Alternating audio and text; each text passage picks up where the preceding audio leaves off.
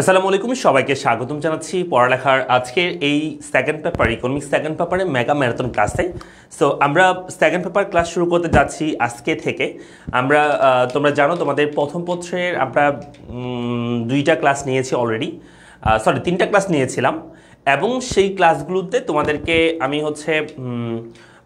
প্রথম পত্রের চ্যাপ্টার 1, 2, 3, 4 চারটা অধ্যায় কিন্তু শেষ করে ফেলেছি। কেমন? সো তোমাদের পরীক্ষা যেহেতু স্থগিত করেছে, প্রথম পত্রের পরীক্ষা সেটা আগামী মাসে হবে, আগামী মাসে 19 তারিখ হবে, তখন আমরা ফার্স্ট পেপারের বাকি ক্লাসগুলো তখন নিব। হ্যাঁ, কোনো সমস্যা নাই। আপাতত আমরা সেকেন্ড পেপার পড়বো, যেহেতু তোমাদের 27 তারিখ সেকেন্ড পেপার পরীক্ষা। ঠিক আছে, যেহেতু 27 তারিখ সেকেন্ড পেপার পরীক্ষা, আমরা সেকেন্ড পেপার শুরু করব এবং সেকেন্ড পেপারে আমরা আজকে আমাদের প্রথম ক্লাস যেখানে আমরা সেকেন্ড পেপারে চ্যাপ্টার 2 আলোচনা করব। হ্যাঁ, সো আজকে সন্ধ্যায় আবার আরেকটা ক্লাস হবে। এখন আমাদের সেকেন্ড পেপারের চ্যাপ্টার 2 আমরা আলোচনা করব এবং চ্যাপ্টার 2 আলোচনা করব এখন। এবং আজকে সন্ধ্যা 7:30 মিনিটে আমরা যেটা আলোচনা করব সেটা হচ্ছে সেকেন্ড পেপারের অধ্যায় 3 এবং 4 আমরা আলোচনা করব আজকে ঠিক সন্ধ্যা 7:30। সন্ধ্যা 7:30 PM আমরা চ্যাপ্টার 3 এবং 4 আলোচনা করব। সো এখন আমরা চ্যাপ্টার 2 বাংলাদেশের কৃষি এই টপিকটা আমরা পড়ব। ঠিক আছে, আমরা একটু শুরুতেই দেখতে চাই যারা যুক্ত হয়েছে আমাদের সাথে একটু সাড়া দাও সবাই। কে কোন জায়গা থেকে যুক্ত হয়েছে সেটা একটু জানাও এবং বন্ধুবান্ধব সবাইকে একটু শেয়ার মেনশন করে দাও যাতে সবাই এই ক্লাসে যুক্ত হতে পারে। আমরা আজকে তো বললাম যে আজকে আমাদের 1000 স্টুডেন্ট যুক্ত হইতে হবে, না হলে তোমাদেরকে PDF দিব না। সো এইটা তোমরা করতে পারো। ঠিক আছে, সো এত সুন্দর PDF এত কষ্ট করে যে আমরা রেডি করি, সো তোমরা যদি এটা একটু করতে না পারো, যে একটু সবাই ক্লাসটা করতে না পারো, আমাদের এই কষ্ট তো আর হচ্ছে না, সার্থক হচ্ছে না। ঠিক আছে, সো কে কোন জায়গা থেকে যুক্ত হচ্ছে সেটা জানাতে পারো এবং পাশাপাশি ক্লাসটা একটু তোমরা শেয়ার করে দাও। অলরেডি আমাদের সাথে 200 স্টুডেন্ট যুক্ত হয়ে গিয়েছে।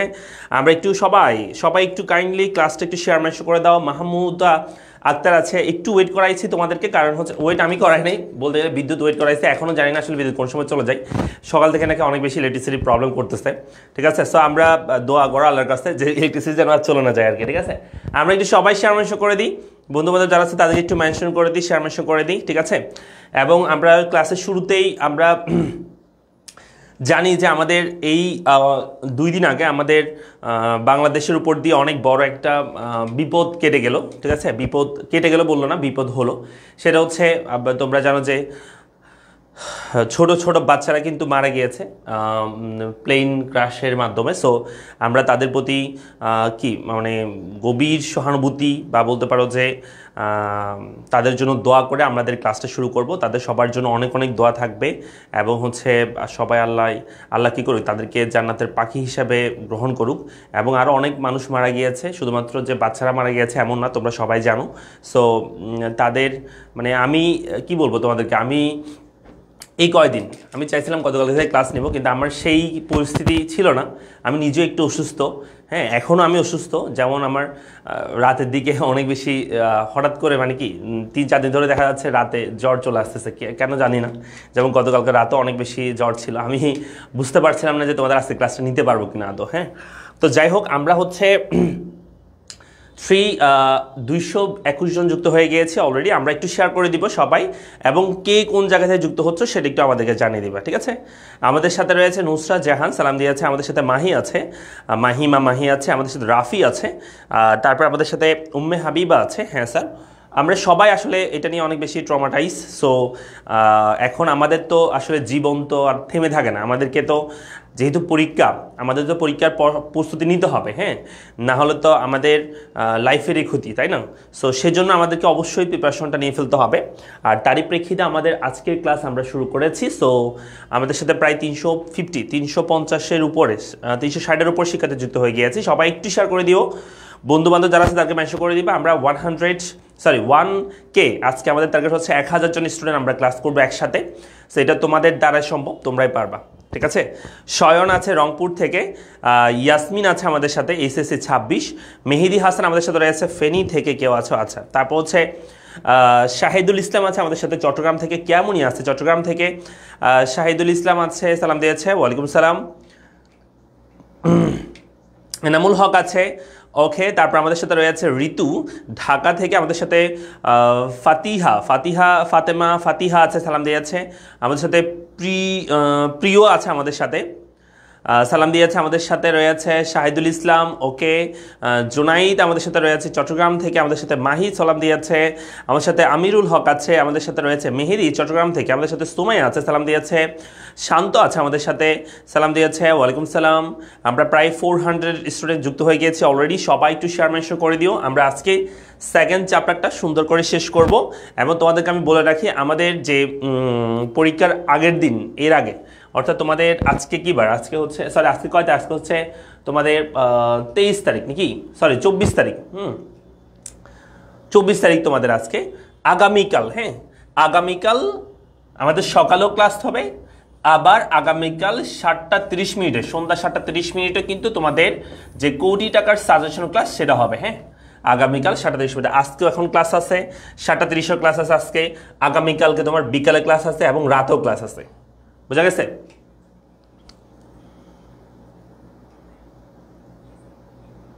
ঠিক আছে, সো আমরা সবাই একটু শেয়ার মেনশন করে দিব যারা আছো।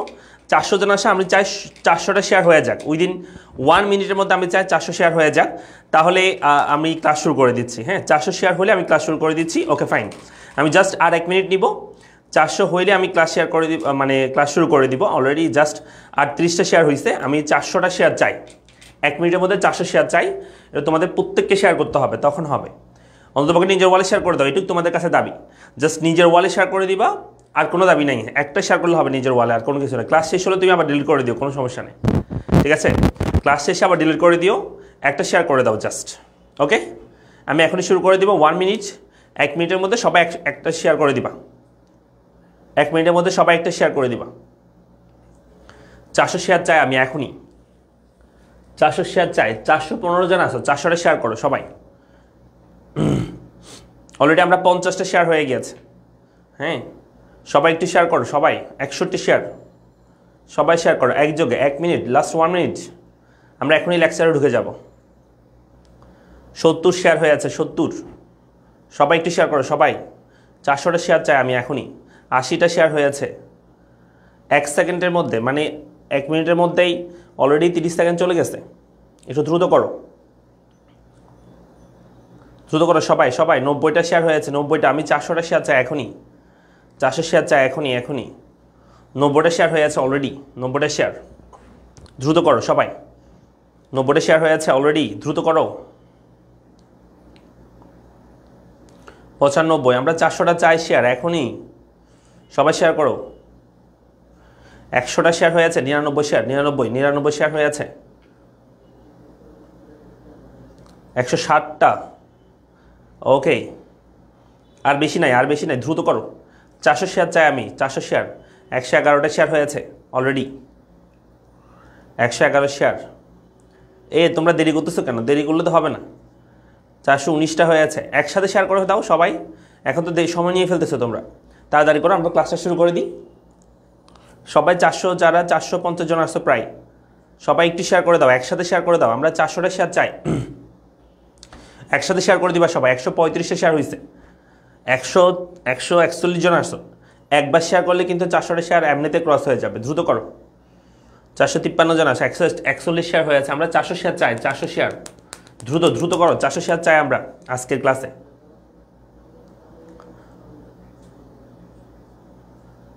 400 শেয়ার চাই আমরা। 150টা শেয়ার হয়ে আছে, 150 শেয়ার।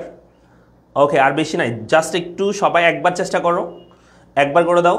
ঠিক আছে, কিপটামি করে কী লাভ? একটা শেয়ার করতে গিয়ে এত বেশি কষ্ট হয় তোমাদের? এই যে কত কষ্ট করে ক্লাস নিচ্ছি, সকাল সকাল ঘুম থেকে উঠে এসে, তারপর হচ্ছে কত কষ্ট হয় এই যে ক্লাস নিতে, পিডিএফ করতে, কত কিছু। হ্যাঁ, সো একটু শেয়ার করে দিলে হয়ে যাচ্ছে। প্রায় আমাদের সাথে 465 জন আছো।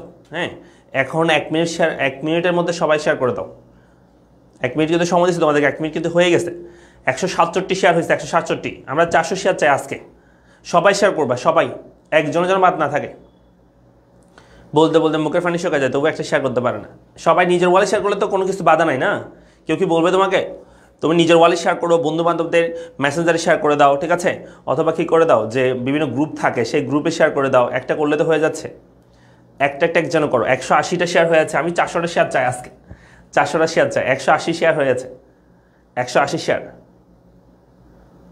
184 শেয়ার হয়েছে, দ্রুত করো। 188 শেয়ার, দ্রুত করো। 400টা শেয়ার চাই আমরা, 400টা শেয়ার চাই আমরা। সবাই সবাই সবাই সবাই সবাই দ্রুত করো। 400টা শেয়ার চাই আমরা আজকে।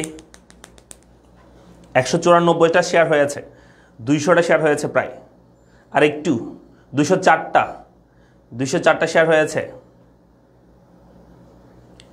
210টা শেয়ার হয়েছে। 400 শেয়ার করো। আরে 1 মিনিটের মধ্যে হয়ে যায়, তোমরা এত দেরি করতেছো কেন? সবাই শেয়ার করলে 1 মিনিটের মধ্যে হয়ে যাবে। সবাই শেয়ার করো। একটু কষ্ট দিচ্ছি আর কি তোমাদেরকে, একটু কষ্ট দিচ্ছি। 230টা হয়ে গেছে। 400টা শেয়ার চাই আমরা আজকে, 400 শেয়ার। 480 জন আছে অলরেডি। একটা করে শেয়ার করলে কিন্তু 480 শেয়ার পার হয়ে যাবে। দ্রুত কর। 251টা শেয়ার হয়েছে। 250 শেয়ার দেখতে পাচ্ছি আমরা, 250 শেয়ার। 268 শেয়ার। হ্যাঁ, ওকে, আমরা 400টা শেয়ার চাই আজকে। এটা হচ্ছে তোমাদের ব্রেকিং পয়েন্ট, তোমরা এটা ব্রেক করো দেখি। 282 শেয়ার। আর একটু শেয়ার করলে হয়ে যাবে। সবাই সবাই সবাই সবাই দ্রুত করবা, দ্রুত করো সবাই। নিজের ওয়ালেট শেয়ার করে দাও, বন্ধুবান্ধব যারা আছে তাদেরকে শেয়ার করে দাও। 300 শেয়ার, প্রায় 300 শেয়ার হয়ে গেছে, দ্রুত করো। 300 শেয়ার হয়ে গেছে আমাদের, 300 শেয়ার। ওকে, আর একটু বাকি। 315, মাশাআল্লাহ, 315, আর একটু বাকি শুধু। সবাই করো, দ্রুত করবা। 328, ওকে, আর একটু বাকি আছে, জাস্ট একটু। আমরা এখনই শুরু করে দিচ্ছি ক্লাস, ঠিক আছে। 336 শেয়ার দিতে পারছি ভাইয়া, দেওয়ার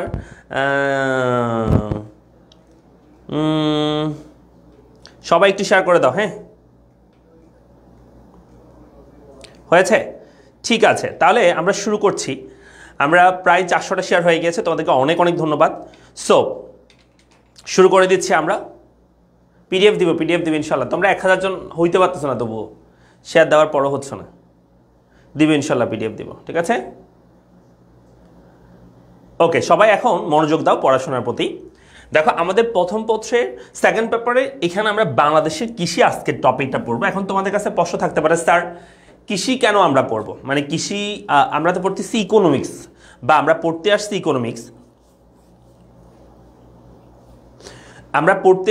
ইকোনমিক্স, ঠিক আছে। ইকোনমিক্স যেহেতু আমরা পড়তে আসছি, আমরা এখানে কৃষি নিয়ে আলোচনা করার দরকারটা কি? তোমাদের একটা স্ট্যাটিস্টিক্স দেখাই, একটা পরিসংখ্যান দেখাই, তাহলে তোমরা বুঝতে পারবে কেন আমরা কৃষি নিয়ে পড়তেছি। এগুলো একটু পরে দেখাচ্ছি তোমাদেরকে। সো কেন আমরা কৃষি নিয়ে পড়তেছি, বা কৃষি কেন আমাদের জন্য প্রয়োজন ইকোনমিক্সে। আমি যদি বলি একটা দেশের যে জিডিপি, হ্যাঁ, জিডিপি যেটাকে আমরা বলি গ্রস ডোমেস্টিক প্রোডাক্ট, প্রথম পত্রে আছে, হ্যাঁ, জিডিপি। সো এই জিডিপিতে, একটা দেশের জিডিপিতে 3টা খাতের অবদান থাকে। একটা দেশের জিডিপিতে 3টা খাতের অবদান থাকে। একটা হচ্ছে কৃষি, শিল্প, সেবা। মানে একটা দেশে আমরা অর্থনীতিকে 3 ভাগে ভাগ করতে পারি, 3টা সেক্টরে ভাগ করতে পারি, কৃষি, শিল্প এবং সেবা।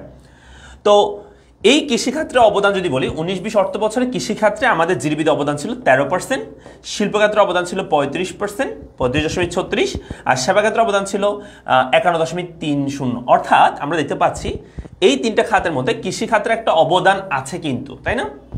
অবদান আছে। তো একটা দেশে যদি আমরা ইকোনমিক গ্রোথ চাই, বা ইকোনমিক আমরা যদি চাই যে ইকোনমিকে আমরা ভালো করব, ঠিক আছে, ইকোনমিক্সে আমরা সে দেশে ইকোনমিক গ্রোথ করব, তাহলে আমাদেরকে অবশ্যই কৃষিতে উন্নয়ন করা প্রয়োজন। আর কৃষি সম্পর্কে আমাদেরকে জানাও প্রয়োজন। কেমন? তো এই কৃষি সম্পর্কে জানার জন্যই, বা ইকোনমিক্স সম্পর্কে ভালো বোঝার জন্য আমাদেরকে এই কৃষির চ্যাপ্টারটা দেওয়া হয়েছে। কারণ কৃষির একটা কি আছে, বড় প্রভাব আছে কিসের উপর? আমাদের এই মানে অর্থনীতির উপর। যার কারণে আমরা এই চ্যাপ্টারে কৃষি সম্পর্কে আলোচনা করব। ওকে, তাহলে আশা করি তোমরা বুঝতে পারছো। আমি এই টপিকে পরে আসতেছি ফিরে আবার। আমরা একটু এই চ্যাপ্টারের জ্ঞানমূলক অনুধাবন প্রশ্নগুলো একটু তোমাদেরকে দেখাচ্ছি। এগুলো আমি তোমাদেরকে পিডিএফ দিয়ে দেবো, তোমরা একটু বাসায় একটু পড়ে নিবা। আমরা টপিক পড়লে সেখানে এমনিতে ইজিলি ক্লিয়ার হয়ে যাবে, এই টপিকগুলো ক্লিয়ার হয়ে যাবে এমনিতেই, ঠিক আছে। আমরা কি কি জ্ঞানমূলক প্রশ্ন পড়বো সেগুলো এমনিতে ক্লিয়ার হয়ে যাবে। এটা হচ্ছে 1 নাম্বার। আর অনুধাবনের জন্য এই প্রশ্নগুলো একটু দেখবা তোমরা ভালো করে, কারণ এগুলো যেখানে আমি এখানে যেগুলো দিয়েছি, আশা করি এখান থেকে তোমাদের পরীক্ষায় কমন চলে আসবে, কারণ এগুলোই সবচেয়ে বেশি পরীক্ষায় এসেছে বিগত সালগুলোতে, সেজন্য এগুলো আমরা দিয়েছি। তাহলে অনুধাবনগুলো এগুলো দেখবা। তারপর আমাদের রয়েছে পরবর্তী হচ্ছে সৃজনশীল প্রশ্নের জন্য কোন কোন জায়গা থেকে গুরুত্বপূর্ণ? তোমরা অনেকে প্রশ্ন করো স্যার, ক্লাস নেওয়ার সময় প্রশ্ন করো, বলো যে স্যার আমাদের একটু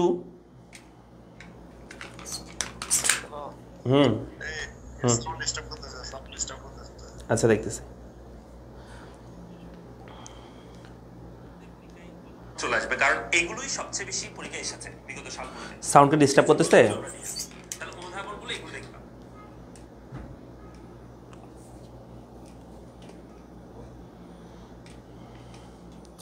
তোমাদের সাউন্ড কি ঠিক আছে? ক্লাসের সাউন্ড? এই চ্যাপ্টারে কৃষি সম্পর্কে আলোচনা করব।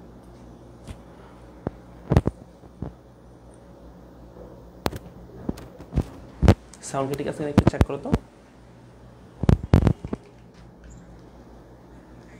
চলে আসবে, কারণ এগুলোই সবচেয়ে বেশি। সাউন্ড কি ঠিক আছে একটু চেক করো তো সবাই। ঠিক আছে, ওকে, আই থিঙ্ক সাউন্ড ঠিক আছে।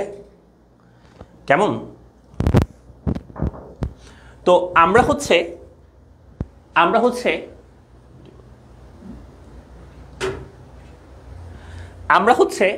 এখন যেটা করবো সেটা হচ্ছে সৃজনশীল প্রশ্নের জন্য কোন কোন বিষয়টা গুরুত্বপূর্ণ সেটা একটু দেখাই দেবো তোমাদেরকে। তোমরা অনেকে প্রশ্ন করো স্যার ক্লাসের মধ্যেই বলো যে স্যার আমাদেরকে একটু মানে কোন কোন জায়গা থেকে সিকিউ আসতে পারে সেটা একটু বলেন, ঠিক আছে?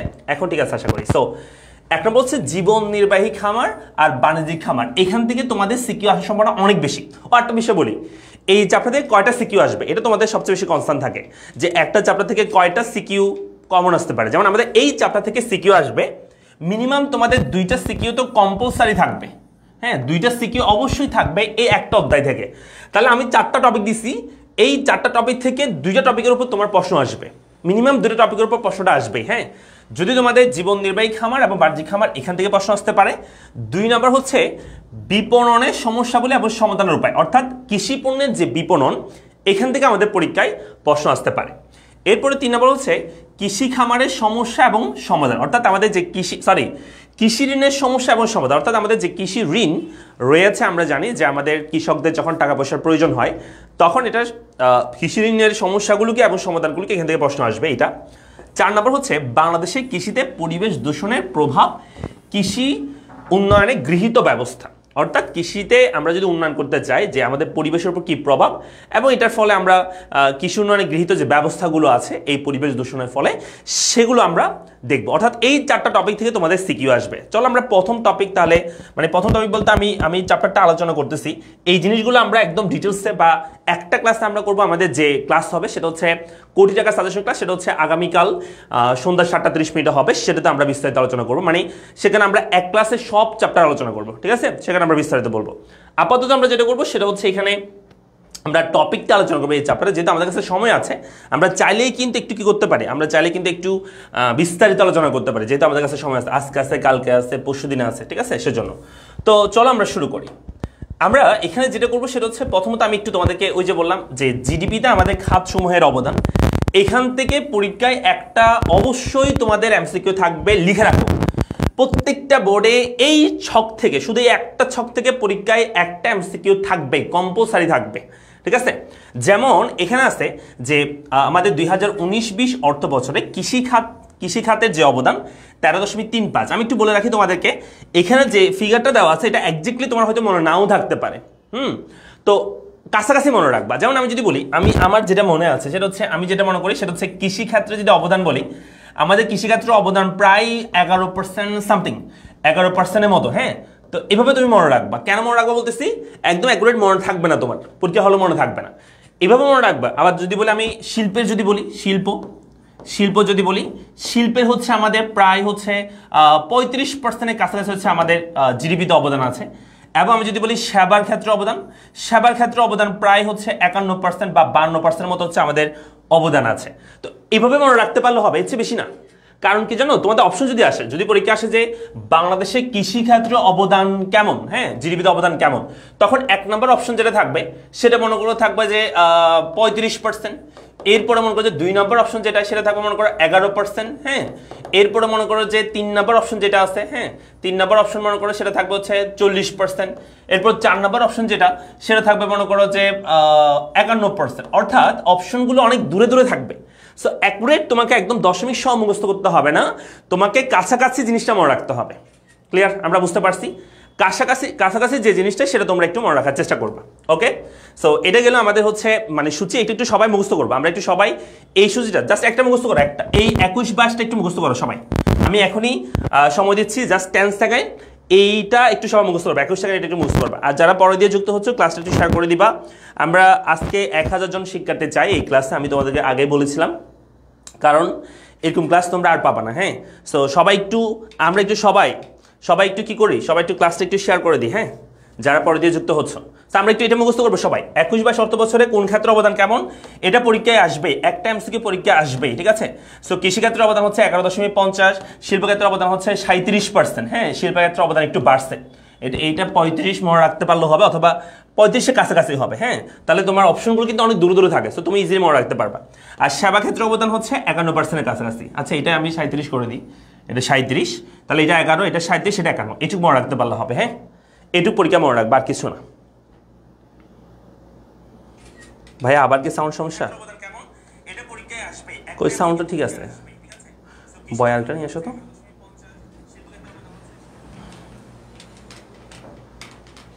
আচ্ছা, সাউন্ডকে একটু সমস্যা করতেছে। আচ্ছা, আমরা ঠিক করে নিচ্ছি, একটু ওয়েট করো, জাস্ট একটু সময় দাও আমাদেরকে। কাছাকাছিটা মনে রাখতে পারলে হবে। হ্যাঁ, কাছাকাছিটা মনে রাখতে পারলে হবে, তাহলেই হয়ে যাবে। ওকে, তো এখানে এখন আমরা তাহলে বুঝতে পারছি কৃষি আমরা কেন পড়তেছি, কারণ এটাতে আমাদের জিডিপিতে একটা ভালো অবদান আছে। আরেকটা তোমাদেরকে ইনফরমেশন আমি দিই, সেটা এখানেই আছে ইনফরমেশনটা, তবু আমি আবার একবার দিচ্ছি। সেটা হচ্ছে, আমি যদি বলি বাংলাদেশে যে পরিমাণ মানুষ কাজ করে, কর্মক্ষম মানুষ, তার মধ্যে কৃষিক্ষেত্রে কি পরিমাণ মানুষ যুক্ত আছে। বাংলাদেশে যে পরিমাণ মানুষ কর্মক্ষম মানে কাজ করে, তার মধ্যে কৃষিক্ষেত্রে কি পরিমাণ মানুষ যুক্ত আছে। তো আমি একটু আবার লিখে দিচ্ছি এটা, ঠিক আছে? একটু আমি আবার লিখে দিচ্ছি, আমাদের কৃষিক্ষেত্রে অবদান হচ্ছে এটা। দেখো, আমাদের কর্মক্ষম মানুষের মধ্যে আমি যদি বলি বাংলাদেশের টোটাল 100 জন মানুষ কাজ করে এমন আছে, কর্মক্ষম মানুষ কাজ করে, তার মধ্যে এই কৃষিক্ষেত্রে নিয়োজিত আছে প্রায় 40.6% মানুষ হচ্ছে কৃষিক্ষেত্রে নিয়োজিত আছে। দেখছো, অবদান কম হলে কি হবে, এখানে কিন্তু অনেক বেশি পরিমাণ মানুষ নিয়োজিত আছে, কাজ করছে এমন। 2 নাম্বার হচ্ছে শিল্পক্ষেত্রে যদি বলি, শিল্পক্ষেত্রে আমাদের যে 37% অবদান হলেও আমাদের শিল্পক্ষেত্রে যে পরিমাণ মানুষ যুক্ত আছে সেটা হচ্ছে 20.4% মানুষ আমাদের শিল্পক্ষেত্রে নিয়োজিত আছে। হ্যাঁ, মানে টোটাল মানুষের মানে কর্মক্ষম মানুষের মধ্যে বলছি আর কি। আবার আমি যদি বলি 100 জন মানুষ কাজ করে, তার মধ্যে এই সেবা ক্ষেত্রে নিয়োজিত আছে প্রায় 39% মানুষ হচ্ছে আমাদের সেবা ক্ষেত্রে নিয়োজিত আছে। তাহলে টোটাল যোগ করলে কিন্তু 100% হবে। অর্থাৎ আমাদের বাংলাদেশে যে পরিমাণ মানুষ কাজ করে, কর্মক্ষম আছে, তার মধ্যে কৃষিকাজ করে 40% এবং শিল্পেতে জড়িত আছে 20% এবং সেবা ক্ষেত্রে জড়িত আছে 39%। তাহলে খেয়াল করো, এটা লাগাও।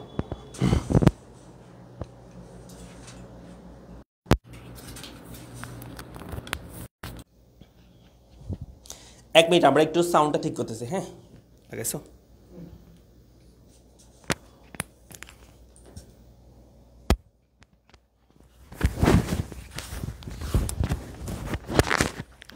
সবাই একটু এখন শুনতে পাচ্ছ কিনা জানাও তো, একদম ক্লিয়ার শুনতে পাচ্ছ কিনা এখন একটু জানাও তো সবাই।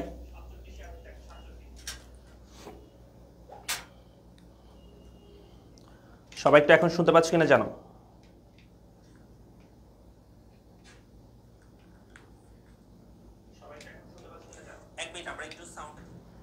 ওকে, আশা করি এখন ঠিক আছে,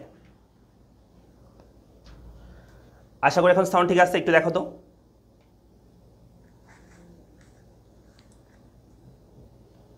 দেখো, এই যে দুটি ইনফরমেশন আমি দিলাম, এখান থেকে পরীক্ষা একটা এমসিকিউ কম্পালসারি থাকবে, ঠিক আছে? বুঝা গেছে? একদম। সেবা খাতটা কি শোনো, সেবা মানে হচ্ছে এই যে তোমাদেরকে আমি পড়াচ্ছি, শিক্ষক, হ্যাঁ, তারপর হাসপাতাল, উকিল, ডাক্তার, তারপর হচ্ছে তোমার যারা হচ্ছে কি করে, তোমার হচ্ছে আইন সেবা দেয়, হ্যাঁ, যারা উকিল বলে আর কি, তারপর হচ্ছে যারা হচ্ছে অডিট করে, অডিট ফার্ম, এগুলো সবগুলো হচ্ছে সেবা। তোমাদেরকে সেবা দিবে, কোনো কি দিবে না, প্রোডাক্ট দিবে না। এই যে তুমি গাড়িতে চলতেছো, এটা একটা সেবা, তোমাকে কোনো প্রোডাক্ট দেওয়া হয় না, ঠিক আছে? পরিবহন যেটা আছে, ঠিক আছে, এগুলোকে আমরা সেবা খাত বলি। তাহলে এই দুটো জিনিস একটু ইনফরমেশন দরকার হলে একটা স্ক্রিনশট নিয়ে নাও। এটা হ্যাঁ, এটা তো তোমার কাছে থাকবে পিডিএফ আকারে, এটা তুমি একটু লিখে নাও খাতায়, অথবা তুমি একটু স্ক্রিনশট নিয়ে নাও, এটা পরীক্ষায় আসবে। ঠিক আছে? কি করে তোমার হচ্ছে আইন সেবা দেয়, হ্যাঁ না সাউন্ড ঠিক আছে, সাউন্ড ঠিক আছে, একদম পারফেক্ট সাউন্ড হয়েছে, আর কোনো কথা নাই। দেখো এখন আমরা কৃষি কাকে বলে, যেহেতু আমরা বাংলাদেশে কৃষি পড়তেছি, কৃষি কাকে বলে আমাদের দরকার আছে। কৃষি বলতে আমরা আসলে কি বুঝে থাকি? এই কৃষিকে বলা হয় পৃথিবীর প্রাচীন, হ্যাঁ প্রাচীন বৃহত্তম শিল্প বলা হয় এটাকে। কৃষিকে বলা হয়, কৃষিকে পৃথিবীর প্রাচীন ও বৃহত্তম শিল্প বলা হয়। শিল্প পরীক্ষা আসবে। পৃথিবীর প্রাচীন এবং বৃহত্তম শিল্প কি? আনসার হবে কৃষি। আবার কেউ অন্য কোনো শিল্প লিখে দিও না, হ্যাঁ আনসার হবে কি? কৃষি। তো কৃষি বলতে আমরা যেটা বুঝি সাধারণভাবে, কৃষি বলতে আমরা চাষাবাদের মাধ্যমে ফসল উৎপাদনকে আমরা কৃষি বলে থাকি। এটা হচ্ছে আগের কথা। তবে আমি যদি বর্তমানে বলি, কৃষি বলতে শুধুমাত্র চাষাবাদ করে মানে ফসল ফলানোকে কৃষি বলে না, শুধুমাত্র ফসল ফলানোকে কৃষি বলা হবে না। এখানে যে আমরা মাছ চাষ করি, আমরা যে কি করি তোমার হচ্ছে কি বলতে পারো তুমি হচ্ছে মাছ চাষ, সবজি চাষ, তারপর বনজ, এগুলো সবগুলো মিলে হচ্ছে কৃষি সেক্টরটা গঠিত। ওকে, তো এখানে কৃষি শব্দটা যেটাকে আমরা এগ্রিকালচার পড়ি, এই শব্দটা একটা ল্যাটিন শব্দ। কৃষি শব্দটি ল্যাটিন শব্দ এগ্রিকালচার, এর একটি বিলম্ব মধ্যম ইংরেজি অভিভাজন, বা যেটাকে আমরা বলি এবার বলতে পারো যে একটা ল্যাটিন শব্দ, দুইটা ল্যাটিন শব্দ থেকে এসেছে। একটা হচ্ছে এগার এবং হচ্ছে এগারত্ব হচ্ছে মাঠ, আর কালচার মানে হচ্ছে এটা হচ্ছে চর্চা করা বা চাষ করা, ঠিক আছে, আবাদ করা বোঝায়। সো এই দুটো শব্দের মাধ্যমে এগ্রিকালচার শব্দটা এসেছে। অর্থাৎ এগারত্ব হচ্ছে মাঠ বা ভূমি, আর কালচার মানে হচ্ছে চর্চা করা বা চাষ করা, ঠিক আছে। এই দুটো শব্দের মাধ্যমে এগ্রিকালচার শব্দটা এসেছে। এইটুকু মনে রাখতে ভালো হবে, আর কিছু লাগবে না, ঠিক আছে। এরপর চলে আসি, এরপর বলছে কৃষির কাঠামো। কৃষির কাঠামো বলতে যেটা বোঝানো হয়, আমি শর্টকাটে বলি। শর্টকাট হচ্ছে, আমি যদি বলি একটা ঘরের কাঠামো, তো একটা ঘরের কাঠামো কি? আনসার হচ্ছে একটা ঘরের কাঠামোর মধ্যে 4টা পিলার থাকবে চারপাশে, বা খুঁটি থাকবে, চারপাশে বেড়া থাকবে, উপরে চাল থাকবে, এটা হচ্ছে একটা ঘরের কাঠামো। আর বাংলাদেশে যদি বলা হয় কৃষির কাঠামো কি, বাংলাদেশের কৃষির কাঠামো কি? আনসার হচ্ছে বাংলাদেশের কৃষি কাঠামোটা হচ্ছে বাংলাদেশের কৃষিটা কেমন, কি কি নিয়ে গঠিত, সেটাকে আমরা বাংলাদেশের কৃষি কাঠামো বলে থাকি। তো এগুলো বিস্তারিত তোমরা তোমাদের যে বুক আছে, নোটবুক আছে, বা আমাদের ইজিনিউজ বুক আছে, ইজিনিউজ বইয়ের মধ্যে এগুলো বিস্তারিত আছে। আমি শর্টকাটের স্লাইডের মধ্যে দিয়েছি, কারণ এগুলো বিস্তারিত এখন বলার মধ্যে সেই সময় নাই। সো কৃষি কাঠামো বলতে কৃষির সার্বিক অবস্থাকে বোঝানো হয়। যেমন একটা দেশের যেমন জাতীয় অর্থনীতিতে কৃষির অবদান এবং গুরুত্ব, এগুলো সবই এখানে বলছে, এই কৃষি কাঠামোর মধ্যে বলছে। কৃষি উপখাত এবং সেগুলোর উপাদান, তারপর হচ্ছে কৃষি পণ্যের ধরন, উৎপাদনের উদ্দেশ্য, ভূমি ব্যবস্থা, খামার আয়তন, বাংলাদেশের খামারগুলো কেমন, যেমন বাংলাদেশের বেশিরভাগ খামার হচ্ছে ক্ষুদ্র এবং ক্ষুদ্র আয়তনের হয়ে থাকে বাংলাদেশের বেশিরভাগ খামার। তারপর হচ্ছে কৃষিকাজের ধরন কেমন, বাংলাদেশের কৃষকদের আর্থসামাজিক অবস্থা কেমন, এগুলো সবগুলো নিয়ে হচ্ছে বাংলাদেশের কৃষি কাঠামো। হ্যাঁ, এগুলো বিস্তারিত তোমাদের বইয়ের মধ্যে আছে, যে কোনো বইয়ের মধ্যে আছে, এবং হচ্ছে তোমার যদি ইউনিস বই থাকে সে বইয়ের মধ্যে তোমরা পেয়ে যাবা। বোঝা গেছে? তো আমি এটা নিয়ে কথা বলতেছি না, এরপরে আসি। হ্যাঁ, এরপর আমরা যেটা পড়বো সেটা হচ্ছে এখানে কয়েকটি ইনফরমেশন দেওয়া আছে, আমরা একটু মনে রাখার চেষ্টা করি। বাংলাদেশে কৃষিতে 2 ধরনের ফসল উৎপাদিত হয়। একটা হচ্ছে খাদ্যশস্য, মানে খাবার দাবার বা এরকম, যেমন ধরো ধান, গম, ভুট্টা, আলু, তৈলবীজ, মশলা, ডাল, ফলমূল, শাকসবজি, এগুলো। তো এগুলোকে আমরা বলি খাদ্যশস্য। আর কিছু আছে অর্থকরী ফসল, এটা গুরুত্বপূর্ণ, আমাদের নামগুলো মনে রাখতে হবে। হ্যাঁ, অর্থকরী মানে হচ্ছে যেগুলো দিয়ে আমরা, যেগুলো বিক্রি করে আমরা কি করি, ইনকাম করতে পারি, হ্যাঁ আয় পাই, এটা বলা হয় অর্থকরী ফসল। যেমন পাট, চা, তামাক তোলা, রেশন, রাবার, ইকু, আমরা এগুলি একটু মনে রাখবো। হ্যাঁ, আমার মতো করে ছড়ার মতো মনে রাখবা। কি লাগবা? বাংলাদেশের অর্থকরী ফসলগুলো কি? আনসার হবে পাট, চা, তামাক তোলা, রেশন, রাবার, ইকু। বলো, পাট, চা, তামাক তোলা, রেশন, রাবার, ইকু। বাংলাদেশের অর্থকরী ফসল পাট, চা, তামাক তোলা, রেশন, রাবার, ইকু। পাট, চা, তামাক তোলা, রেশন, রাবার, ইকু। আমার সাথে মুখস্থ করতে হবে। হ্যাঁ, পাট, চা, তামাক তোলা, রেশন, রাবার, ইকু। পাট, চা, তামাক তোলা, রেশন, রাবার, ইকু। পাট, চা, তামাক তোলা, রেশন, রাবার, ইকু। পাট, চা, তামাক তোলা, রেশন, রাবার, ইকু। মুখস্থ হয়েছে? ওকে, তাহলে এগুলো হচ্ছে অর্থকরী ফসল। তারপরে রয়েছে বিশ্বে বাংলাদেশে মোট ইলিশের 86% উৎপাদিত হয়। মানে পৃথিবীতে যদি 100টা ইলিশ পাওয়া যায়, তার মধ্যে 86টা পাওয়া যায় বাংলাদেশে। এমসিকিউ তো আসবেই। হ্যাঁ, বাংলাদেশ পৃথিবীতে যত ইলিশ উৎপাদন হয় তার 86টা বাংলাদেশে উৎপাদন হয়। হ্যাঁ, তো এটা পরীক্ষা অনেকবার এসেছে, এটা মনে রাখবা। তাহলে বাংলাদেশে যত ইলিশ উৎপাদন হয় তার 86টা বাংলাদেশে উৎপাদন হয়। তারপর হচ্ছে বাংলাদেশের কৃষি খাতের প্রধান রপ্তানি পণ্য, এটাও পরীক্ষা আসবে। প্রধান রপ্তানি পণ্য মানে আমরা যেগুলো রপ্তানি করি বাইরের দেশে, যেমন হিমায়িত খাদ্য, যখন আমরা খাবারকে বরফ দিয়ে ঠান্ডা করে বাইরের দেশে রপ্তানি করি এটাকে বলা হয় হিমায়িত খাদ্য। আর হচ্ছে কাঁচা পাট, ঠিক আছে, কাঁচা পাট মানে যে পাটকে যখন শুকানোর আগে রপ্তানি করা, পাটজাত পণ্য এবং চা, এগুলো সবগুলো বাংলাদেশে আমরা বাংলাদেশ থেকে বাইরের দেশে করে আমরা রপ্তানি করে থাকি। আমরা এটা বিস্তারিত আজকে যে সপ্তাহে ক্লাস হবে সন্ধ্যা 7:30 যে ক্লাস হবে সেই ক্লাসে আমরা পড়বো এগুলো বিস্তারিত, ঠিক আছে। বাংলাদেশে কৃষির এই যে রপ্তানি ফসলগুলো আছে সেগুলো সম্পর্কে ওই যে শিল্পের মধ্যে আমরা পড়বো। ওকে, আমরা কি 1000 হইতে পারবো না? তোমরা একটু শেয়ার করার চেষ্টা করলে কিন্তু হয়ে যাচ্ছে 1000। ওকে, সো তাহলে আমরা এখানে পেয়ে গেলাম সেটা হচ্ছে বাংলাদেশের অর্থকরী ফসলগুলো কিগুলো মনে রাখবা এবং বাংলাদেশ কি কি পণ্য রপ্তানি করে থাকে রপ্তানি ফসলগুলো একটু মনে রাখবা, ঠিক আছে। চলে আসি আমরা পরবর্তীতে। এখান থেকে আমাদের এই চ্যাপ্টার মূল টপিক শুরু হয় যে কৃষির উপখাত। হ্যাঁ, কৃষিকে আমরা কয় ভাগে ভাগ করতে পারি?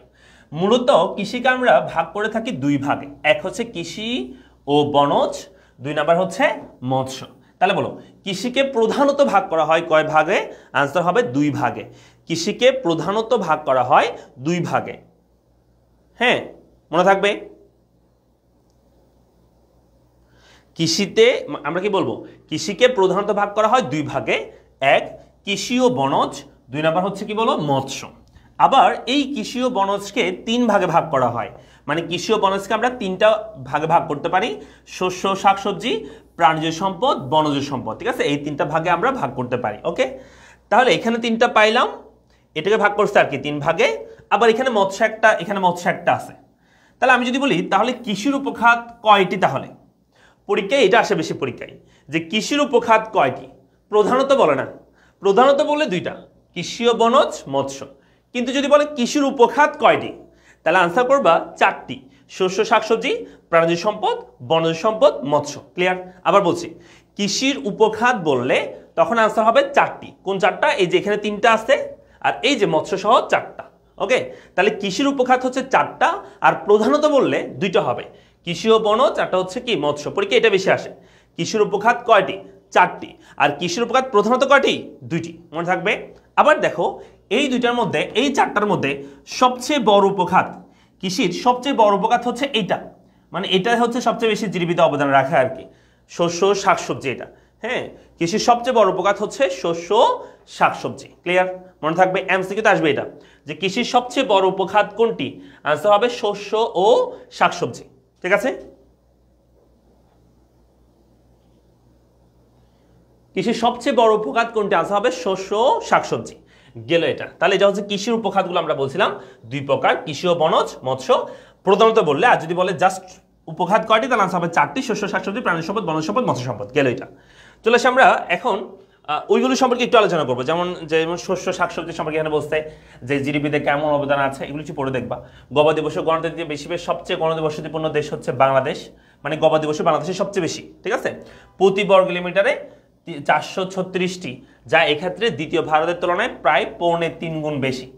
ঠিক আছে, তারপর হচ্ছে বাংলাদেশের গবাদি পশুর সংখ্যা, এটা লিখছে 2018-19 অর্থবছর অনুযায়ী এটা লিখছে। এগুলো মনে রাখার দরকার নাই, এগুলো এমনি তবু দিচ্ছি, একটু পড়ে রাখতে পারো।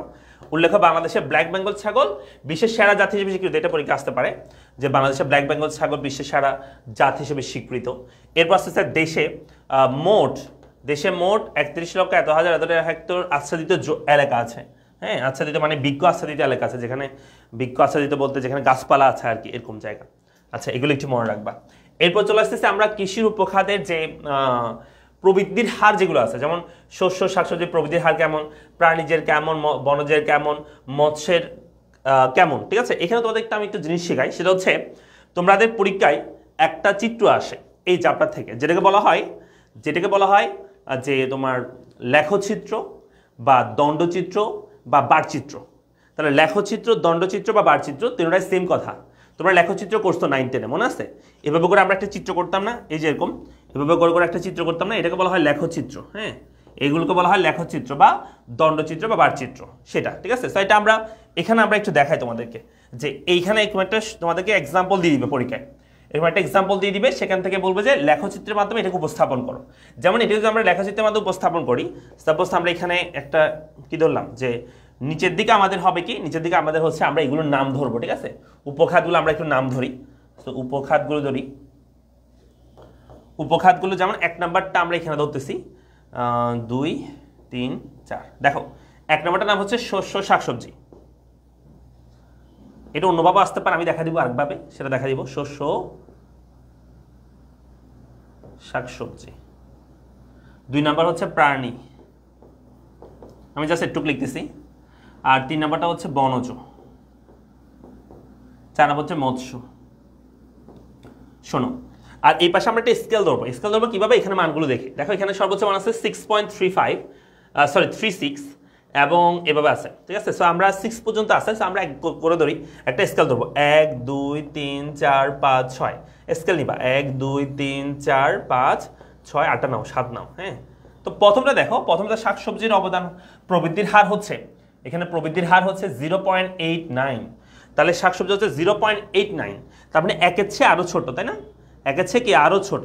এটা মনে করো যে আমাদের শস্য শাকসবজির প্রবৃদ্ধির হার। আর প্রাণীজ সম্পদের প্রবৃদ্ধির হার কত? 3.04। প্রাণীজ হচ্ছে 3.04। 3 কোথায়? এই যে এখানে। এই 3.04 মানে হচ্ছে তাই 3 এর একটু উপর, এইটুক মনে করো। হ্যাঁ, আর বনজ যদি বলি, বনজ হচ্ছে 6.36। বনজ হচ্ছে 6.36। 6.36 হচ্ছে এইদিকে এটুক, ঠিক আছে। আবার মৎস্য ক্ষেত্রে যদি 6.10, তার মানে এর চেয়ে একটু ছোট, আর একটা ছোট হবে, 6 এর চেয়ে এইটা চেয়ে একটু ছোট হবে। হ্যাঁ, এটাই হচ্ছে আমাদের প্রবৃদ্ধির হার আমরা দেখাইছি। এখানে নাম্বারগুলো একটু লিখে নাও, যেমন এটা 0.89 লিখে নিবা, ঠিক আছে। এখানে হচ্ছে আমরা লিখলাম 0.04, এখানে লিখলাম 6.36, এখানে আমরা লিখলাম 6.10। হ্যাঁ, এটা হচ্ছে আমাদের কি হয়ে গেছে, আমরা বারচিত্র বা রেখচিত্র বা দণ্ডচিত্রের মাধ্যমে আমরা উপস্থাপন করছি আমাদের কি কৃষির উপখাতগুলোর অবদান বা প্রবৃদ্ধির হার। প্রবৃদ্ধির হার মানে কি? ও আচ্ছা, এটা একটু বলি, প্রবৃদ্ধির হারটা বলিনি। প্রবৃদ্ধির হার মানে হচ্ছে গত বছরের তুলনায় এই বছর এটার অবদান জিডিপিতে কত বাড়তেছে বা এটার ইমপ্রুভমেন্ট কতটুকু হচ্ছে। মনে করো এটা আগে ছিল 100, সেখান থেকে এবছর বেশি উৎপাদন, মনে করো 100 থেকে 110টা উৎপাদন করছে প্রোডাক্ট। হ্যাঁ, অথবা আগের চেয়ে বেশি উৎপাদন করছে, তাহলে এখানে প্রবৃদ্ধির হার কত? প্রবৃদ্ধির হার হচ্ছে 10%। বোঝা গেছে? অর্থাৎ আগে যত ছিল তার তুলনায় কত পার্সেন্ট বৃদ্ধি পাচ্ছে অবদান, সেটাকে বলা হয় তার প্রবৃদ্ধির হার। ক্লিয়ার? আচ্ছা, আরেকটা দেখা দিব আমি, আরেকটা দেখা দিচ্ছি। দেখো এরকম বাড়চিত্র দণ্ডচিত্র আরেকটা দেখা দিচ্ছি, সবাই একটু খেয়াল করো। এই যে আমরা প্রথমে একটা স্লাইড পড়ছিলাম, এই যে প্রথম স্লাইডটা, এই স্লাইডের মধ্যে এই স্লাইডের মধ্যে আমি যদি তোমাদের কিছু বলি যে শুধুমাত্র কৃষি খাতকে বিবেচনা করো, কৃষি না, আচ্ছা কৃষিকে বিবেচনা করো মনে করো, ঠিক আছে। শুধুমাত্র কৃষিকে বিবেচনা করো, কৃষিকে বিবেচনা করে এই যে কৃষি, এটাকে বিবেচনা করে এই সালগুলোর প্রেক্ষিতে একটা এই সালগুলোর প্রেক্ষিতে একটা লেখচিত্র, দণ্ডচিত্র বা বারচিত্র অঙ্কন করো। তাহলে সেক্ষেত্রে কিন্তু নয় করতে হবে। 3টা খাত হলে তো 3ভাবে করছে, কিন্তু একটা যদি খাত হয় তখন আমরা এই যে এখানে যে সালগুলো আছে, হ্যাঁ বছরগুলো আমরা এখানে ধরবো। তখন বছরগুলো এখানে হচ্ছে 19-20, 3টা বছর আছে, তাহলে আমি এখানে ধরতে 19-20 এটা। তারপর হচ্ছে 20-21, এখানে আমি দিলাম 20-21, ঠিক আছে। তারপর হচ্ছে এখানে 21-22। আর উপরের দিকে আমাদের হবে এই যে পার্সেন্টেজগুলো আছে না, এগুলো আমরা একটা স্কেল নিয়ে করব আর কি। সো আমরা এখানে স্কেল নিয়ে করতে পারি হচ্ছে এখানে 35.37, 35, 35.47, 11.50।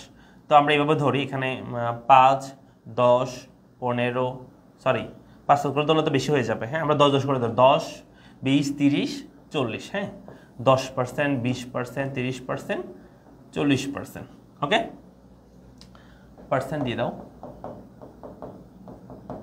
তাহলে আমরা করতে পারি, কেমনে করতে পারি আমরা? দেখো প্রথম হচ্ছে কৃষিক্ষেত্রে অবদান এই বছর হচ্ছে 35.35, তাহলে এই বছরে 35.35, এখানে 30, তো এই দুটোর মাঝামাঝি কি 35 হবে, তাহলে 35 একটু বেশি, 35 একটু বেশি, এইটুক।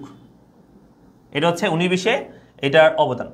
তারপর হচ্ছে এটার কি সরি কি, হ্যাঁ আমাদের জিডিপিতে অবদান আর কি। তারপর হচ্ছে 13.47, তার মানে একটু আর একটু বাড়ছে, এটা হচ্ছে সামান্য একটু বাড়ছে, এইটুক মনে করো। তারপরে এটা আবার কমে গেছে, 11% চলে আসছে। হ্যাঁ, ও আমি উল্টা করতেছি, তো প্লিজ ভুল করছি, দাঁড়াও ভুল করছে ভুল হয়েছে, দাঁড়াও 1 মিনিট। আমি তো 30% মনে করছি, এটা তো 13%। আমরা এগুলো এখানে হবে, যেহেতু 13% আমাদের সর্বোচ্চ, তাহলে আমরা এটা এখানে কেমন দিতে পারি? এখানে আমরা 5 করে ধরি, 5, 10, 15। হ্যাঁ, এভাবে ধরি, ঠিক আছে। এখন ঠিক আছে, দেখো প্রথমটা হবে 13 মানে এটা 10, 13 মানে মনে করো এইটুক 13, এটা হচ্ছে প্রথমটা। তারপর হচ্ছে 13.447, 13.47 বলে তার একটু উপরে হবে, সামান্য উপরে, সামান্য উপরে। তারপরটা হবে 11.5, 11 মানে হচ্ছে এটার একটু হবে। মানগুলো লিখে দাও, আমরা এখানে লিখে দিব 13.35%, এটা হচ্ছে 13.47%, এটা আমরা লিখবো 11.50%। এই যে হয়ে গেছে বারচিত্র, দণ্ডচিত্র বা লেখচিত্র, এটা পরীক্ষা আসবে।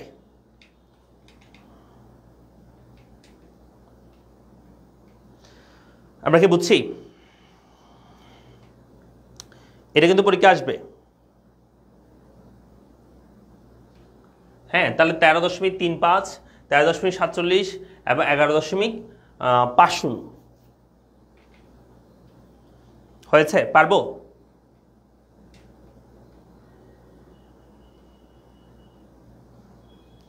এই তোমরা আমার সাথে রেসপন্স করো, পারবা কিনা?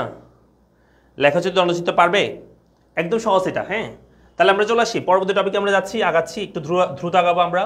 তাহলে আমরা কৃষি, হ্যাঁ এই দেখো এইটুকু আমরা পড়ছিলাম কৃষি প্রবৃদ্ধির হার। এবার এখানে আরো কিছু ইনফরমেশন আছে, যেমন বাংলাদেশে উৎপাদিত মাছের 56% পুকুর থেকে আসে। তারপর হচ্ছে সমুদ্রিক মাছ আহরণের দিক থেকে বাংলাদেশ হচ্ছে পৃথিবীর 25তম। আমরা মনে করি আমরাই সব মাছ মনে হয় সাগর থেকে ধরে নিয়ে আসি, কিন্তু আমরা হচ্ছে মাত্র কত 25%, আমরা হচ্ছে 25তম। আমাদের চেয়ে বেশি মাছ ধরে আরো অনেক দেশ আছে, ঠিক আছে, এটা মনে রাখবা। আর ক্লাসটা সবাই একটু শেষ পর্যন্ত করবো, আমি আর বেশি করে সময় নিব না, একটু সময় নিব, ঠিক আছে, আর একটু সময় নিব। তাহলে এখানে বাংলাদেশের দৈনন্দিন খাদ্য প্রাণীজ আমিষের প্রায় 62% আসে যোগান দিয়ে থাকে মাছ। এটা পরীক্ষা আসতে পারে, কত পার্সেন্ট মাছ আমাদের আমিষের যোগান দিয়ে থাকে। 22 সালে বাংলাদেশ মাছ চাষে শীর্ষ স্থান অধিকার করা সমান আছে। 2022 সালে অনেক আগে চলে গেছে, এটা বাদ দাও। তা হচ্ছে বাংলাদেশের অভ্যন্তরীণ জলাশয় 153 প্রজাতির মাছ পাওয়া যায়। বিশ্বে গড়ে প্রাণীজ আমিষের প্রায় 20% আসে মাছ থেকে। তারপর হচ্ছে 11টি দেশে ইলিশ উৎপাদিত হয়, তার মধ্যে এই দেখো 11টি দেশে ইলিশ উৎপাদিত হয়, তার মধ্যে 86% উৎপাদিত হয় বাংলাদেশে, যা বাংলাদেশে মাছ উৎপাদনের 12%। এটা অনেকে কনফিউজড হয়ে যায়। শোনো, পৃথিবীতে যদি 100টা ইলিশ উৎপাদন হয়, তার মধ্যে 86টা উৎপাদন হয় বাংলাদেশে। আর বাংলাদেশে যদি 100টা মাছ উৎপাদন হয়, তার 12টা হয় ইলিশ মাছ। এটা বুঝাইছে, মানে বাংলাদেশে যত মাছ উৎপাদন হয় তার 12% হচ্ছে ইলিশ, আর পৃথিবীতে যত ইলিশ উৎপাদন হয় তার 86% হচ্ছে বাংলাদেশে ইলিশ উৎপাদন হয়। এটা বুঝাইছে, তোমরা বুঝছো কিনা দেখো।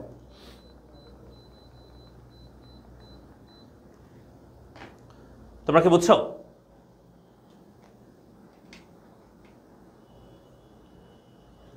ওকে, এরপর আসো। এরপর বলছে এখানে কৃষি জোত এবং কৃষি খামার খুবই গুরুত্বপূর্ণ। কৃষি জোত কি, কৃষি খামার কি, সবাই একটু খেয়াল করবা। কৃষি জোত মানে হচ্ছে, আমি যদি একটা এক্সাম্পল দিই, মনে করো এই একটা জায়গা যেখানে কৃষি আবাদযোগ্য মানে যেখানে কৃষিকাজ করা যাবে। সব জমিতে কিন্তু কৃষিকাজ করা যায় না, যেমন পাথরের জমি, তারপর হচ্ছে লবণাক্ত জমি, এখানে কিন্তু কৃষিকাজ করা যায় না। সো এরকম কৃষি আবাদযোগ্য কোনো কৃষক বা কৃষক সংগঠনের অধীনে যেই পরিমাণ কি থাকবে, তোমার জমি থাকবে, সেটাকে আমরা বলে থাকি কৃষি জোত। এটাকে আমরা কি বলে থাকি? কৃষি জোত বলে থাকি। তাহলে কৃষি জোত মানে হচ্ছে কৃষি আবাদযোগ্য যে জায়গা সেটা। তাহলে আবাদযোগ্য বা চাষাবাদের উপযোগী কোনো কৃষক বা সংগঠনের যে কোনো আকৃতির জমিকে আমরা বলে থাকি কৃষি জোত। এটা হচ্ছে কৃষি জোত।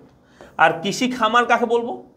কৃষি খামার মানে হচ্ছে কোনো কৃষিতে যখন চাষাবাদের পরিকল্পনা করা হয় তখন তাকে আমরা কৃষি খামার বলি। অর্থাৎ মনে করো এই কৃষিতে আমরা এই জায়গার মধ্যে চাষবাস করার চিন্তা করলাম বা চাষবাস শুরু করে দিলাম, হ্যাঁ, পরিকল্পনা করে নিলাম, তাহলে সেটা হবে কৃষি খামার। কি হবে? কৃষি খামার হবে।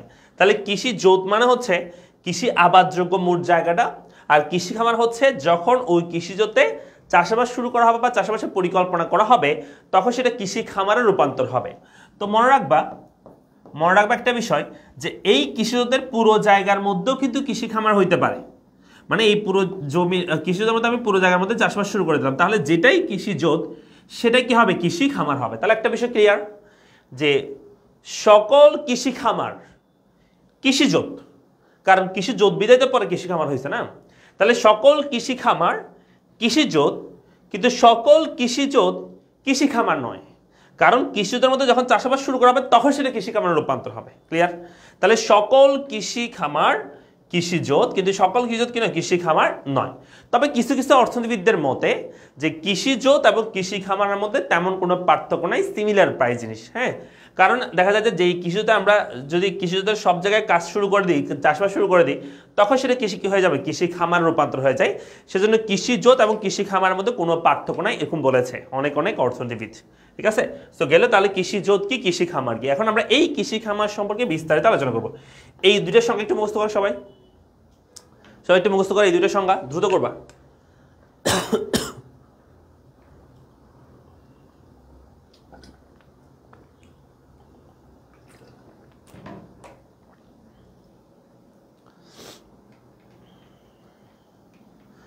আবার বলছি সবাই একটু শোনো, আমি বলছি কৃষিজোত মানে হচ্ছে যেখানে কৃষিকাজ করা যাবে। কৃষিজোত মানে হচ্ছে যেখানে কৃষিকাজ করা যাবে, মনে করো এই পুরো জায়গাটার মধ্যে কৃষিকাজ করা যাবে, তাই এটা কৃষিজোত। আর ওই কৃষিজোতের মধ্যে আমরা যে অংশের মধ্যে চাষবাস শুরু করে দিব বা চাষাবাদের পরিকল্পনা করবো সেটা হবে কৃষি খামার।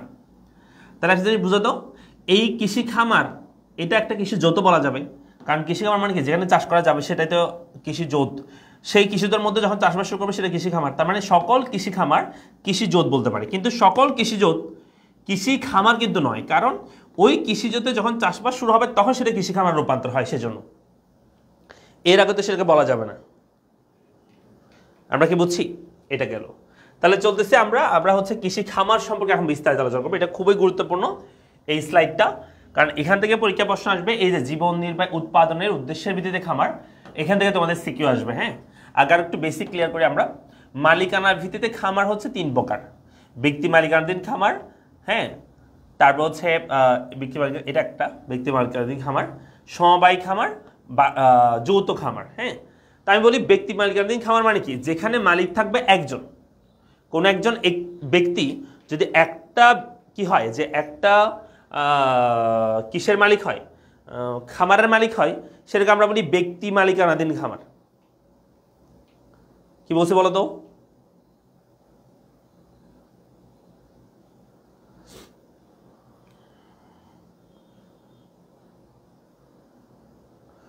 শোনো তোমাদের হচ্ছে যাদের আমরা যে পিডিএফটা দিব, হ্যাঁ, এই যে পিডিএফটা, ক্লাসের নোটটা, পিডিএফটা এবং সাজেশন সব কিছু আমাদের এই ভিডিওর উপরে, লাইভের উপরে ডেসক্রিপশনে একটা হোয়াটসঅ্যাপ গ্রুপের লিঙ্ক আছে, ওই গ্রুপে তোমরা অ্যাড হয়ে যাবে, সেখানে সব কিছু পেয়ে যাবা। ঠিক আছে, সেখানে আমরা সব কিছু প্রোভাইড করব।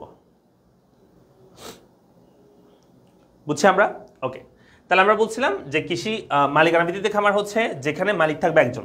সমবায় খামার মানে হচ্ছে, সমবায় সংগঠন তোমরা নাম শুনেছ, যখন কিছু লোক সমমনার সমপেশার কিছু লোক একত্রিত হয়ে কোনো একটা তাদের অর্থনৈতিক উন্নয়নের জন্য কাজ করে, তখন সেটাকে আমরা সমবায় খামার বলি, সমবায় বলি, সমবায় খামার না সমবায় বলি। যেমন ধরো তোমরা দেখবে যে দোকান মালিক সমবায় সমিতি, মানে দোকানের যারা মালিক আছে তারা এটা করে। কৃষি সমবায় সমিতি যারা কৃষকরা করে থাকে। ঠিক আছে, তারপর আমরা বলতে পারি পরিবহন শ্রমিক সমবায় সমিতি, পরিবহনের যারা শ্রমিক থাকে তারা এটা করে থাকে। তাহলে সমবায় এরকম যদি সমবায় কোনো একটা সংগঠনের অধীনে যদি কোনো একটা খামার করা হয় সমবায়ের মাধ্যমে, তাহলে সেটাকে আমরা সমবায় খামার বলি। যেমন যারা কৃষক আছে একটা সমবায় করছে, তারা যদি কোনো একটা খামার করে সেটাকে আমরা সমবায় খামার বলবো। আর এটা হচ্ছে যৌথ খামার। যৌথ খামার হচ্ছে সমবায় খামার না, এটা হচ্ছে কিছু সবাই যে সমমনা সম পেশার হইতে হবে এমন না। ঠিক আছে, এক এক পেশা এক একজন হইতে পারে, সেটাকে আমরা বলি যৌথ খামার বলি। কি বলি? যৌথ খামার বলে থাকি। ঠিক আছে, এক এক পেশা এক এক মানুষ হইতে পারবে, সেটাকে আমরা যৌথ খামার বলবো। এরপর হচ্ছে ফসল উৎপাদনের ধরনের ভিত্তিতে খামার হচ্ছে 3 ধরনের, এটা খুবই গুরুত্বপূর্ণ। বিষায়িত খামার, বহুমুখী খামার, মিশ্র খামার। আমি তোদের একটা এক্সাম্পল দিই।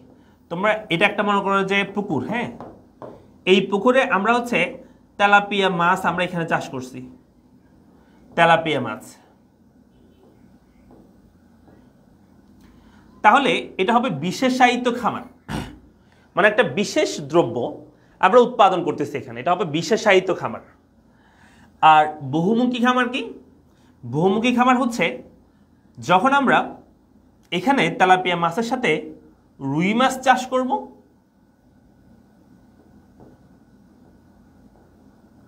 তখন সেটা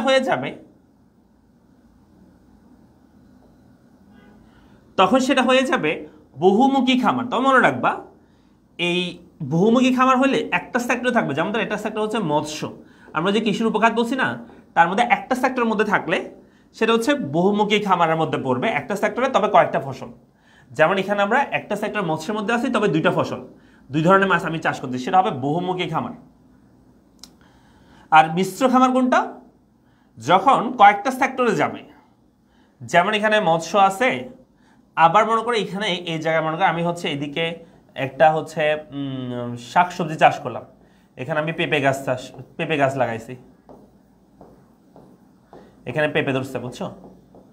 তখন সেটা হবে মৎস্য আছে, এখানে শস্য শাকসবজি আছে, আবার এই পাশে মনে করো যে আমি একটা গরুর কি দিলাম, গরুর গোয়াল দিলাম, সেখানে আমরা গরু পালন করব, তখন সেটা হয়ে যাবে যে এখানে মৎস্য, শস্য শাকসবজি, এখানে প্রাণীজ, তখন সেটাকে আমরা মিশ্র খামার বলবো। তাহলে শোনো, বিষয়টা মানে হচ্ছে একটা প্রোডাক্ট স্পেসিফিক, বহুমুখী মানে হচ্ছে ওই সেক্টরে আরো কয়েকটা প্রোডাক্ট, মিশ্র মানে হচ্ছে ওই সেক্টর ছাড়াও আরো বাইরের সেক্টর যাবে, যেমন ধরো শস্য শাকসবজি প্রাণীজ সম্পদ এগুলোতেও যখন যাবে তখন সেটাকে আমরা মিশ্র, মিনিমাম দুইটা শস্য শাকসবজি, মনে করো যে মৎস্য এবং শাকসবজি, আবার মৎস্য এবং প্রাণীজ, সেগুলোকে আমরা মিশ্র বলতে পারি। মিনিমাম দুইটা হবে, আরো বেশি হইতে পারে। কথা বোঝা গেছে?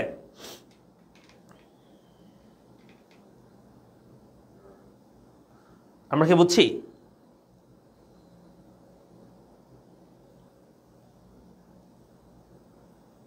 আমি যে মাছ আঁকতে পারছি আর কি, রুই মাছ যেমন আঁকতে পারছি আর কি, কি করব?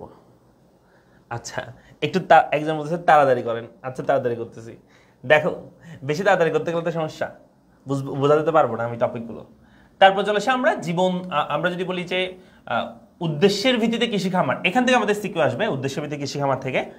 আসলে উদ্দেশ্যের ভিত্তিতে কৃষি খামার হচ্ছে দুইটা, একটা হচ্ছে জীবন নির্বাহী খামার, একটা হচ্ছে বাণিজ্যিক খামার। প্রথমে কথা বলি জীবন নির্বাহী খামার কি? যেই খামারের মালিক হবে, যে খামারের মালিক হবে মানে সাধারণ একজন কৃষক, এবং যে তার জীবন নির্বাহ করার জন্য, ফ্যামিলি নিয়ে কোনোভাবে চলার জন্য যে খামারটা করে সেটাকে আমরা বলি জীবন নির্বাহী খামার। কেমন? যেই খামার তার মূল লক্ষ্য থাকে জাস্ট তার জীবনটা একটু অতিবাহিত করা, পরিচালনা করা, ঠিক আছে, এটাকে আমরা বলি জীবন নির্বাহী খামার। এখানে মূল লক্ষ্য থাকে তার ফ্যামিলি চালানো, মুনাফা অর্জন করা নয়, সেটাকে আমরা বলি জীবন নির্বাহী খামার। আর বাণিজ্যিক খামার মানে কি? যে খামারের মূল লক্ষ্য থাকে মুনাফা অর্জন করা এবং একটা বড় ম্যানেজমেন্ট থাকে, তারা সবাই সুন্দর করে কি করে যে এটা পরিচালনা করে এবং হচ্ছে লাভ লসের হিসাব থাকে, সেটাকে আমরা বলি বাণিজ্যিক খামার। তাহলে জীবন নির্বাহী খামার পরীক্ষা ভাবে আসবে যে মিস্টার করিম একটা খামার করে যেখানে মূল লক্ষ্য হচ্ছে তার ফ্যামিলি চালানো, আবার অন্যদিকে তার বন্ধু হচ্ছে মিস্টার রহিম, সে একটা কি করে যে খামার করে যেটার মূল লক্ষ্য হচ্ছে মুনাফা অর্জন করা। তাহলে এখানে কে কোন খামার করতেছে, এই ধরনের পরীক্ষা প্রশ্ন আসবে, ঠিক আছে। এরপর হচ্ছে আয়তনের ভিত্তিতে খামার হচ্ছে তিন ধরনের: প্রান্তিক খামার, ক্ষুদ্র আয়তন খামার, মাঝারি খামার এবং বৃহৎ আয়তন খামার। আমরা একটু দেখি সেগুলো, যে আয়তনের ভিত্তিতে খামারগুলো কত ধরনের। হ্যাঁ, এগুলো একটু পড়বা, আমি যা বলছি তা এখানে আছে। এই যে আয়তনের ভিত্তিতে খামার হচ্ছে 4 প্রকার বলছি না, সেগুলো। প্রান্তিক খামার মানে কি, এটা পরীক্ষা আসবে। প্রান্তিক খামার কাকে বলে? যে খামারের আয়তন 0.05 থেকে 0.49 একর, তাকে আমরা বলি প্রান্তিক খামার। হ্যাঁ, এগুলো একটু মনে রাখবা। আর ক্ষুদ্রায়তন খামার কি? যে খামার আয়তন 0.এটার পরে 0.50 থেকে 2.49, হ্যাঁ 0.05 থেকে 0.49, আর 0.50 থেকে 2.49 এটা হচ্ছে আমাদের ক্ষুদ্রায়তন খামার। আর মাঝারি খামার হচ্ছে যে খামার আয়তন 2.50 থেকে 7.49, আর বৃহদায়তন খামার হচ্ছে যে খামার আয়তন হচ্ছে 7.50 উপরে একর, সেটাকে আমরা বলে থাকি বৃহদায়তন খামার। তো এই চারটা একটু মুখস্থ করো সবাই, এই সময় মনে রাখবা। হ্যাঁ, একটু মুখস্থ করা দেখি সবাই, দ্রুত করবা।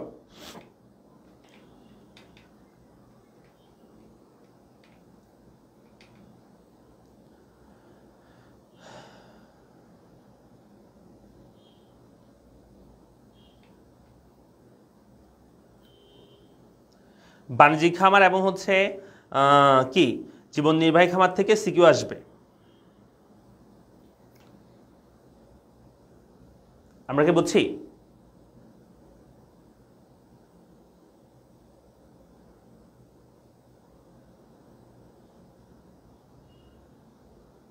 ওকে, তাহলে গেল এটা। এরপরে আমরা চলে আসি, সেটা হচ্ছে আমাদের কৃষি আদর্শ খামার বলতে আমরা কি বুঝি। এখান থেকে একটা এমসিকিউ আসবে, আদর্শ খামার কাকে বলে, এটা আসতে পারে পরীক্ষায়। আদর্শ মানে কি? আমরা যেটাকে ফলো করি নাকি আদর্শ বলি, বলছে এই অনেক আদর্শবান ছেলে, মানে যাকে আমরা ফলো করি। তা আদর্শ খামার হচ্ছে যেই খামারকে আমরা ফলো করি। কোন খামারকে ফলো করি? যেই খামারে আমাদের একক প্রতি উৎপাদনটা সবচেয়ে বেশি হবে, তাই না? তো বলা হয় যে আদর্শ খামার মানে হচ্ছে যেই খামারের উৎপাদনের বিভিন্ন উপাদানের সুষ্ঠু প্রয়োগের ফলে একক প্রতি সর্বাধিক কৃষি ফলাফলের লক্ষ্যে চাষাবাদ করা হয়, তাকে আমরা বলি আদর্শ খামার। তাহলে কি বলেছে? যেই খামার উৎপাদনের বিভিন্ন উপাদানের সুষ্ঠু প্রয়োগের ফলে একক প্রতি সর্বাধিক কৃষি ফলাফলের লক্ষ্যে চাষাবাদ করা হয়, সেটাকে আমরা বলি আদর্শ খামার। যেমন যদি বলি বাংলাদেশে আদর্শ খামার কত? আচ্ছা হচ্ছে 3 একর। কারণ বাংলাদেশে 3 একরের চেয়ে বেশি বড় হলে সেটাকে তারা সুষ্ঠু ব্যবহার করতে পারে না কৃষকরা। আবার তার চেয়ে কম হলেও সেটাতে ভালো উৎপাদন বা এক প্রতি সবচেয়ে উৎপাদন হয় না বাংলাদেশের ক্ষেত্রে। কিন্তু যুক্তরাষ্ট্রের ক্ষেত্রে সেটা 150 একর, চীনের ক্ষেত্রে সেটা হচ্ছে 325 একর। এখন প্রশ্ন স্যার এদের ক্ষেত্রে বেশি কেন, এখন একর বেশি কেন? কারণ হচ্ছে এরা উন্নত প্রযুক্তি ব্যবহার করে এবং সমবায়ীভাবে এরা উৎপাদন করে। এই জন্য এরা বেশি পরিমাণ জায়গা হলে তখন তারা ওই যন্ত্রপাতিগুলো ব্যবহার করতে পারে। হ্যাঁ, বড় জায়গা হয়ে লাগে, ছোট জায়গা হলে তো সেটা পারবে না, সেজন্য তাদের ক্ষেত্রে এটা বড়। তাহলে বাংলাদেশের ক্ষেত্রে আদর্শ খামারের আয়তন কত? পরীক্ষা অনেকবার এসেছে, অনেকবার। বাংলাদেশে আদর্শ খামারের আয়তন হচ্ছে 0.3 একর। আর যুক্তরাষ্ট্র, চীন এই দুটো একটু মনে রাখবা, জার্মানি বেলজিয়াম এগুলো মনে না রাখলেও হবে, তবে বাংলাদেশটা মনে রাখবো। বাংলাদেশ 3 একর এবং যুক্তরাষ্ট্র আর চীন হচ্ছে আমাদের আদর্শ খামারের আয়তন হচ্ছে 150 আর 325, এটা মনে রাখবা। হ্যাঁ, তাহলে আদর্শ খামার মানে কি? যেখানে যে খামার উৎপাদন বিভিন্ন উপাদানের সুষ্ঠু প্রয়োগের ফলে একপতি সর্বাধিক কৃষি ফলাফলের লক্ষ্যে চাষাবাদ করা হয়, তাকে আমরা বলে থাকি আদর্শ খামার। গেল। এরপরে আছে কিছু গুরুত্বপূর্ণ এখানে এমসিকিউর জন্য টপিক আছে, যেমন ধর বাংলাদেশে 25% বর্গা চাষী মানুষ। হ্যাঁ, তারপর হচ্ছে বাংলাদেশে বর্তমানে প্রায় 75% কৃষক নিজের জমি নিজে চাষ করে। প্রায় 40 ভাগ কৃষক পরিবার বর্গা চাষী, 48% মানুষ কৃষক পরিবার ভূমিহীন। তারপর হচ্ছে মোট কৃষিজাতের শতকরা 88% হচ্ছে জীবন নির্ধারণকারী ক্ষুদ্র আয়তনের হয়ে থাকে, যেটা 0.450 থেকে 2.49 একর। মানে বেশিরভাগ হচ্ছে ছোট আয়তন, ক্ষুদ্র আয়তনের আমাদের বাংলাদেশে হচ্ছে 88% কৃষি মানে কৃষিজাতের প্রায় 88% হচ্ছে জীবনে ক্ষুদ্র আয়তনের খামার আর কি। আর মাঝার আয়তনের খামার হচ্ছে 10% এবং বৃহৎ আয়তনের খামার একদমই কম, 1.17%। এগুলো একটু মনে রাখবা। এরপর আসছে কৃষি পণ্যের বিপণন। মূল কথাটা কনসেপ্টটা বলি। কৃষি পণ্যের বিপণন মানে হচ্ছে আমরা একটা কৃষি পণ্য, আমরা শুধুমাত্র মনে করি যে শুধুমাত্র কৃষি পণ্য বিক্রি করাকে বিপণন বলে, না, বিক্রি করা না। যেমন ফসল একটা মনে করো যে জমিতে হইছে, কথা বোঝা গেছে?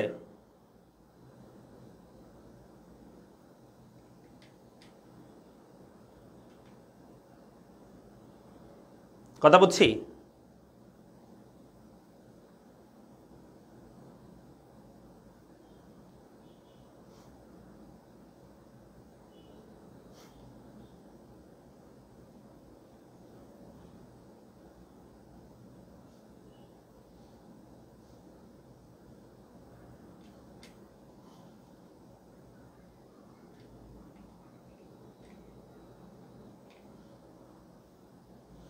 সুফিয়ান ভাইকে ধরে নিয়ে গেছে প্রতিবাদ করবেন না। হ্যাঁ, প্রতিবাদ তো করতেছি। হ্যাঁ, এটা মানে উচিত হয় না, এটা তো আমরা বললাম আগেই, ঠিক আছে?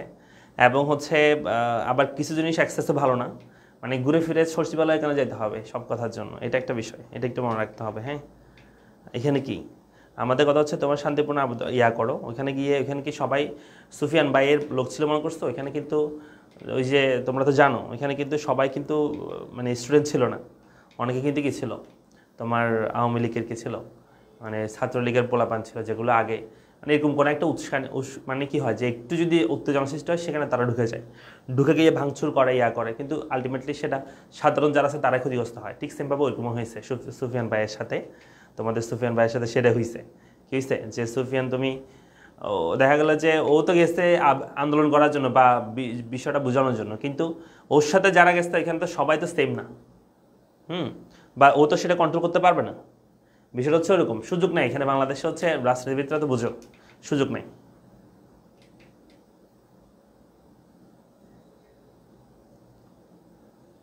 কথা বুঝছি? তো এইখানে দেখা গেল যে বাংসুর হয়েছে, ইয়া হয়েছে, সেগুলোর জন্য এখন ধরে নিয়ে গেছে ওরে। তো ভুক্তভোগী কিন্তু সাধারণ যারা আছে তারাই হয়, যারা কিন্তু অ্যাকচুয়ালি কী করে ক্রাইমগুলো করে তারা কিন্তু কি হয় না, তোমার সাজাপ্রাপ্ত হয় না।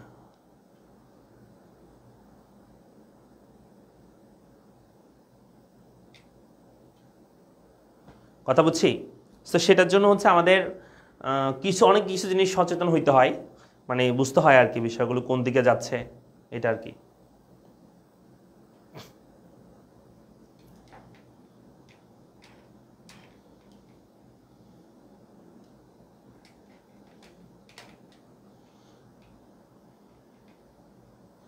এখন বিষয়টা হচ্ছে আমরা এটা তো করতে পারি না, যেমন আমি মনে করি 50 জন নিয়ে যাচ্ছি সচিবালয়ে, কিন্তু এখানের মধ্যে আরও 10-20 জন ঢুকে যাবে, দেখবে যে যারা গিয়ে কী করবে ওইখানে গিয়ে ভাঙচুর করবে, নাশকতা করবে। এটার জন্য দেখা যায় যে আলটিমেটলি যারা আমরা মানে সাধারণ থাকে ওরাই ক্ষতিগ্রস্ত হয়ে যায়, ওদেরকে পুলিশে ধরে নিয়ে যায়, যারা অ্যাকচুয়ালি করছে ওদেরকে ধরে নিয়ে যায় না।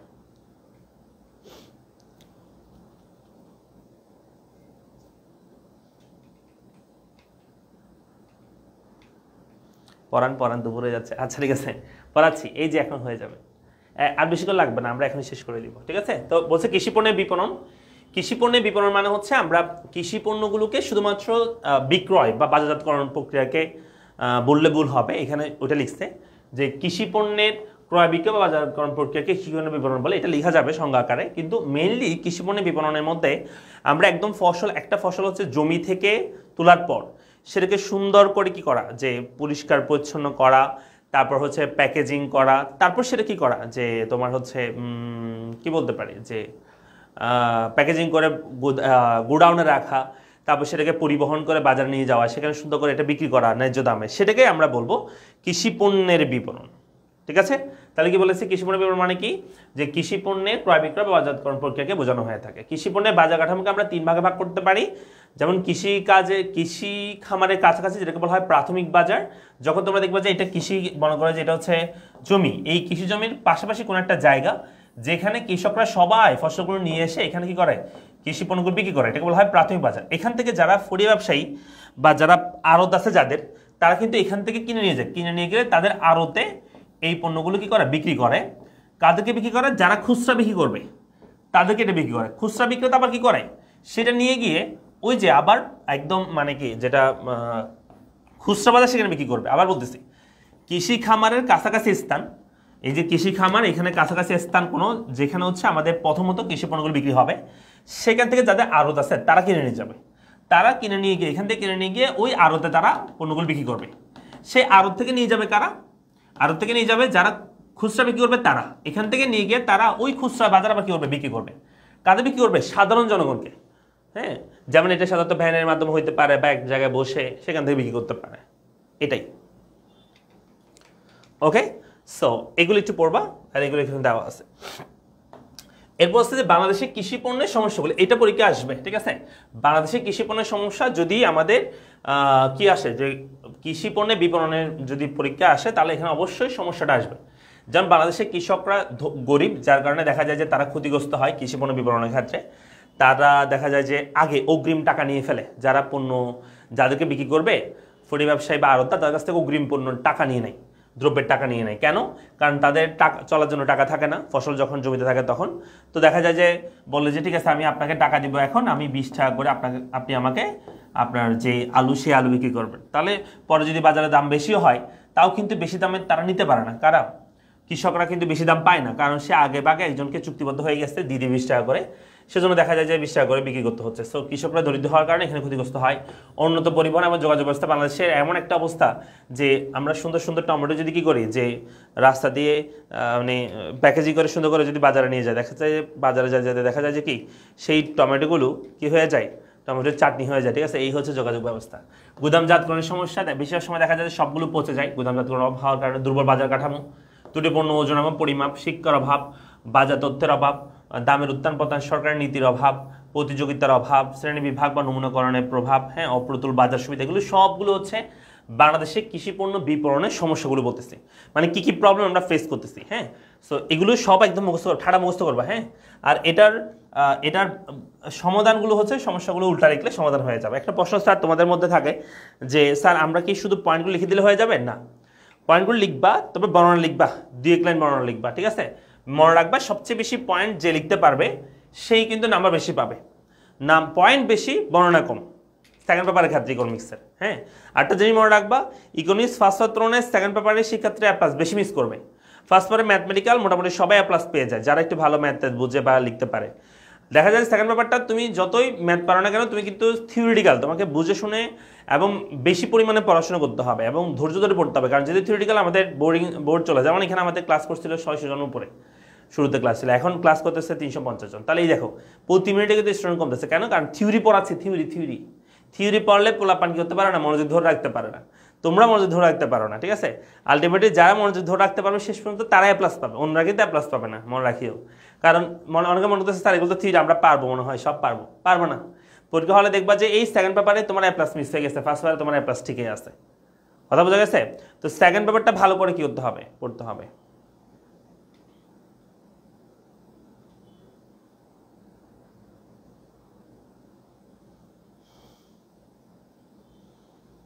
আমরা কি বুঝছি? ওকে, এরপর চলে আসি আমরা পরবর্তীতে, সেটা হচ্ছে কৃষিপণ্য বিপণনে সরকারের অংশগ্রহণ। আমরা কৃষিপণ্য বিপণনে সরকারের অংশগ্রহণ করে একটু দেখতে চাই, ঠিক আছে? তো এখানে কৃষিপণ্য বিপণন সংগ্রহণ কি, 1 নম্বর হচ্ছে অবকাঠামো উন্নয়ন, 2 নম্বর হচ্ছে উৎপাদনশীলতা বৃদ্ধি, 3 নম্বর হচ্ছে কৃষি পণ্যের মান নিয়ন্ত্রণ, 4 নম্বর হচ্ছে কৃষি বীমা প্রচলন, 5 নম্বর হচ্ছে উপকরণের সহায়তা বা ভর্তুকি, কৃষি পণ্যের সার্ভিস। তো এগুলো সবগুলো যদি করতে পারে তাহলে কৃষি মানে সরকার এগুলোতে কাজ করতেছে আর কি। কৃষির অবকাঠামো উন্নয়ন করতেছে, উৎপাদনশীলতা বৃদ্ধি করতেছে, কৃষি পণ্যের মান নিয়ন্ত্রণ করতেছে, কৃষি বীমা প্রচলন করতেছে, উপকরণ সহায়তা এবং ভর্তুকি দিচ্ছে, কৃষি পণ্যের সার্ভিস। এগুলো সবগুলো হচ্ছে কৃষি বিপণনে সরকারের অংশগ্রহণ আর কি। তারপরে চলে আসে এরপর বলছে এখানে বিশ্ব ব্যাংকের তথ্য অনুযায়ী 10% যদি মোবাইল ফোনের ব্যবহার বাড়া যায় তাহলে উৎপাদন 1% বৃদ্ধি পাবে। স্বাধীনতার পর থেকে এই পর্যন্ত সবজি উৎপাদন হচ্ছে 5%। আচ্ছা, এগুলো একটু পড়বা। পৃথিবীতে যত গরু মহিষ উৎপাদন তার 12% বাংলাদেশ উৎপাদন হয়। মাঝারি সাইজে একটা গাভী কি পরিমাণ দুধ দেয়? যেমন যুক্তরাষ্ট্রের ক্ষেত্রে 3280 কেজি, ডেনমার্কে 3700, আর সুইজারল্যান্ড হচ্ছে 3250। বাংলাদেশে মাত্র 400 থেকে 500 কেজি প্রতি বছর কি দেয়? দুধ দিয়ে থাকে একটা মাঝারি সাইজের গাভী, ঠিক আছে? তারপর এখানে মৎস্য সম্পর্কে বলতে, মৎস্যর কি কি আছে? যেমন ধরো বাংলাদেশে মানুষের প্রতিদিন গড়ে প্রোটিন গ্রহণে 60%, 62% গ্রহণ করে থাকে। আমাদের দৈনন্দিন খাদ্যের প্রাণীজ আমিষের প্রায় 58% এসে থাকে মৎস্য থেকে। পৃথিবীর প্রায় 60টি দেশে বাংলাদেশের চিংড়ি রপ্তানি হয়, এটা পরীক্ষা আসে। 60টি দেশে বাংলাদেশের চিংড়ি রপ্তানি হয়। তারপর চিংড়িকে সাদা সোনা বা হোয়াইট গোল্ড বলা হয়, এটা পরীক্ষা আসে। চিংড়িকে সাদা সোনা বা হোয়াইট গোল্ড বলা হয়। ওকে, তারপর হচ্ছে 2টি প্রজাতির চিংড়ি আমরা বাংলাদেশে চাষ করে থাকি, যেমন ধরো বাগদা সবচেয়ে বেশি জনপ্রিয় এটা, ঠিক আছে, যেটা লোনা পানির, এবং হচ্ছে গলদা যেটা হচ্ছে স্বাদু পানি বা মিঠা পানির বলে থাকি। সো বাগদা হচ্ছে সবচেয়ে বেশি জনপ্রিয়, এটা বেশি চাষ হয়। আর গলদা হয় তবে সেটা মিঠা পানির, ঠিক আছে? এগুলো হচ্ছে বাংলাদেশের চিংড়ি সম্পর্কে বললাম। এরপর হচ্ছে মাশরুম, এখান থেকে একটা এমসিকিউ থাকে পরীক্ষায়। মাশরুম হচ্ছে এক প্রকার বক্ষণযোগ্য, যেটাকে আমরা ব্যাঙের ছাতা বলি, আসলে কিন্তু ব্যাঙের ছাতা না, এটা হচ্ছে এক প্রকার বক্ষণযোগ্য মানে খাওয়ার যোগ্য মৃতজীবী ছত্রাকের ফলন্ত অঙ্গকে, হ্যাঁ, যেটা ফলে বা বড় হয়, এটাকে আমরা ছত্রাক বলে থাকি। এটি সম্পূর্ণ হালাল, পুষ্টিকর, সুস্বাদু, ঔষধি গুণ সম্পন্ন একটা সবজি। মাশরুমে যদি আমি বলি যে শুকনো মাশরুম, তার মধ্যে যদি কি কি থাকে যদি বলি, তাহলে সেক্ষেত্রে আমিষ থাকে 35 থেকে 40%, ভিটামিন মিনারেলস এবং আইস থাকে 57%, চর্বি এবং শর্করা হচ্ছে 1% থাকে। এগুলো একটু পড়বা। আর এটাই গুরুত্বপূর্ণ, সেটা হচ্ছে এই ছকটা। এখানে বাংলাদেশে 6 ধরনের মাশরুম উৎপাদিত হয়ে থাকে। ওয়েস্টার রেশি, মিল্কি, সীতাকে, বাটন স্ট্র। আমরা সকলে একটু নাম মুখস্থ করি সবাই। ওয়েস্টার ঋষি, মিল্কি, সীতাকে, বাটন স্ট্র। ওয়েস্টার ঋষি, মিল্কি, সীতাকে, বাটন স্ট্র। ওয়েস্টার ঋষি, মিল্কি, সীতাকে, বাটন স্ট্র। ওয়েস্টার ঋষি, মিল্কি, সীতাকে, বাটন স্ট্র। ওয়েস্টার ঋষি, মিল্কি, সীতাকে, বাটন স্ট্র। ওয়েস্টার ঋষি, মিল্কি, সীতাকে, বাটন স্ট্র। ওয়েস্টার ঋষি, মিল্কি, সীতাকে, বাটন স্ট্র। এগুলো হচ্ছে আমাদের কি, আমাদের মাশরুম, ঠিক আছে? মাশরুমের নাম বলতেছি। মাশরুম কি বলো? ওয়েস্টার ঋষি, মিল্কি, সীতাকে, বাটন স্ট্র। এগুলো কখন কি কি হয় একটু দেখো, একটু মনে রাখবা তোমরা, কখন কোনটা কত সেলসিয়াসে উৎপাদন হয়। যেমন ওয়েস্টার মাশরুম যেটা আছে, এটা সমগ্র বছর ব্যাপী পাওয়া যায়, হ্যাঁ। তারপরে এই দুটো হচ্ছে গ্রীষ্মকালীন পাওয়া যাবে, এই দুইটা এবং লাস্টেরটা, অর্থাৎ ঋষি এবং হচ্ছে মিল্কি এবং লাস্ট হচ্ছে স্ট্র, এই দুটো হচ্ছে আমাদের গ্রীষ্মকালীন পাওয়া যায়, ঠিক আছে? আর এই দুটো হচ্ছে শীতকালে, সীতাকে এবং বাটন হচ্ছে শীতকালে পাওয়া যাবে। ওকে, আমরা তাপমাত্রা যদি বলি মনে রাখবা, এই সারা বছর যেটা পাওয়া যায় সেটা রেঞ্জ হচ্ছে যেটা 15 থেকে 30 ডিগ্রি সেলসিয়াস এটা উৎপাদন হয়। আর যেগুলো গরমকালে পাওয়া যায় গ্রীষ্মকালে, সেগুলো হচ্ছে আমাদের 25 বা 37 থেকে 36 বা 37। দেখো এই যে 25 বা 27 থেকে, এই যে 25 বা 27 থেকে 36 বা 37 ডিগ্রি সেলসিয়াস পর্যন্ত এগুলো উৎপাদন হয়ে থাকে। আর যেগুলো শীতকালীন সেগুলো হচ্ছে 15 থেকে শুরু করে, হ্যাঁ, 15 থেকে শুরু করে 20-22 পর্যন্ত এগুলো উৎপাদন হয়। তাহলে আবার একটু আমি তোমাদেরকে মানে অ্যারাউন্ড গড়টা মনে রাখবা। ওয়েস্টটা যেটা সমগ্র বছর পাওয়া যায় সেটা হচ্ছে 15 থেকে 30 ডিগ্রি সেলসিয়াস। আর যেগুলো ঋষি, মিল্কি এবং স্ট্র, সেগুলো হচ্ছে 25-27 থেকে 36 ডিগ্রি পর্যন্ত। আর সীতাকে আর বাটন হচ্ছে 15 থেকে 20-22 পর্যন্ত ডিগ্রি সেলসিয়াস এগুলো পাওয়া যায় বলতে উৎপাদন হয় আর কি। বোঝা গেছে? তারপর এখানে ওয়েস্টার মাশরুম সারা বছর ব্যাপী পাওয়া যায়। এটা উচ্চ রক্তচাপ, ডায়াবেটিস, রক্তের চর্বি কমানো, হৃদরোগ, টিউমারের বৃদ্ধি কমানো, রক্ত স্বল্পতা, ক্যান্সারের কোষ বৃদ্ধি, এইসব কাজে এটা মাশরুম হচ্ছে কার্যকর। তো কাঁচা মাশরুমের দাম হচ্ছে এটা টাকা 150 থেকে 200 টাকা, আর শুকনো মাশরুম হচ্ছে 1000 থেকে 1200 টাকা। এটা একটু পড়বা। তারপর আস্তে আস্তে আর কি বনভূমি সম্পর্কে যদি বলি, বাংলাদেশের মোট আয়তনে 25% বনভূমি থাকা প্রয়োজন, যেখানে বাংলাদেশে বর্তমানে রয়েছে 17.62। এটা অনেকটাই। সুন্দরবনের আয়তন হচ্ছে 10,000 বর্গমিটার, যেখানে বাংলাদেশে রয়েছে 6,000। সুন্দরবন কিন্তু পুরোটা বাংলাদেশে না, হ্যাঁ, কিছু অংশ কিন্তু ইন্ডিয়াতে আছে। তারপর হচ্ছে সুন্দরবনে মানে 4,000 বর্গমিটার সুন্দরবন ইন্ডিয়াতে আছে। সুন্দরবনে ভূমি লবণাক্ততার পরিমাণ হচ্ছে এইটুকু করবা। বাংলাদেশে একমাত্র কৃত্রিম ম্যানগ্রোভ বন, কৃত্রিম মানে হচ্ছে মানুষসৃষ্ট ম্যানগ্রোভ বন চকরিয়া কক্সবাজারে। বাংলাদেশের প্রকৃতিসৃষ্ট বনভূমি এত হেক্টর, এত সালে বাংলাদেশের সামাজিক বনায়নে কার্যক্রমের সূচনা হয়। এবং রাজশাহীতে সুন্দরবন যা ম্যানগ্রোভ বনাঞ্চল নামে কি পরিচিত। ম্যানগ্রোভ বন মানে কি, যেখানে সমুদ্রের পানি, লবণাক্ত পানি যেই জায়গায় মানে কি হয়, যে জোয়ারের সময় উঠে এবং উঠার সময় চলে যায়, এবং সেখানে সেগুলোকে আমরা ম্যানগ্রোভ বন বলে থাকি। এরপরে কৃষি ঋণ, হ্যাঁ, আর বেশি নাই টপিক, আর 2 টপিক পড়বো। কৃষি ঋণের পরে কিন্তু প্রায় শেষের দিকে আমরা চলে এসেছি, কেমন?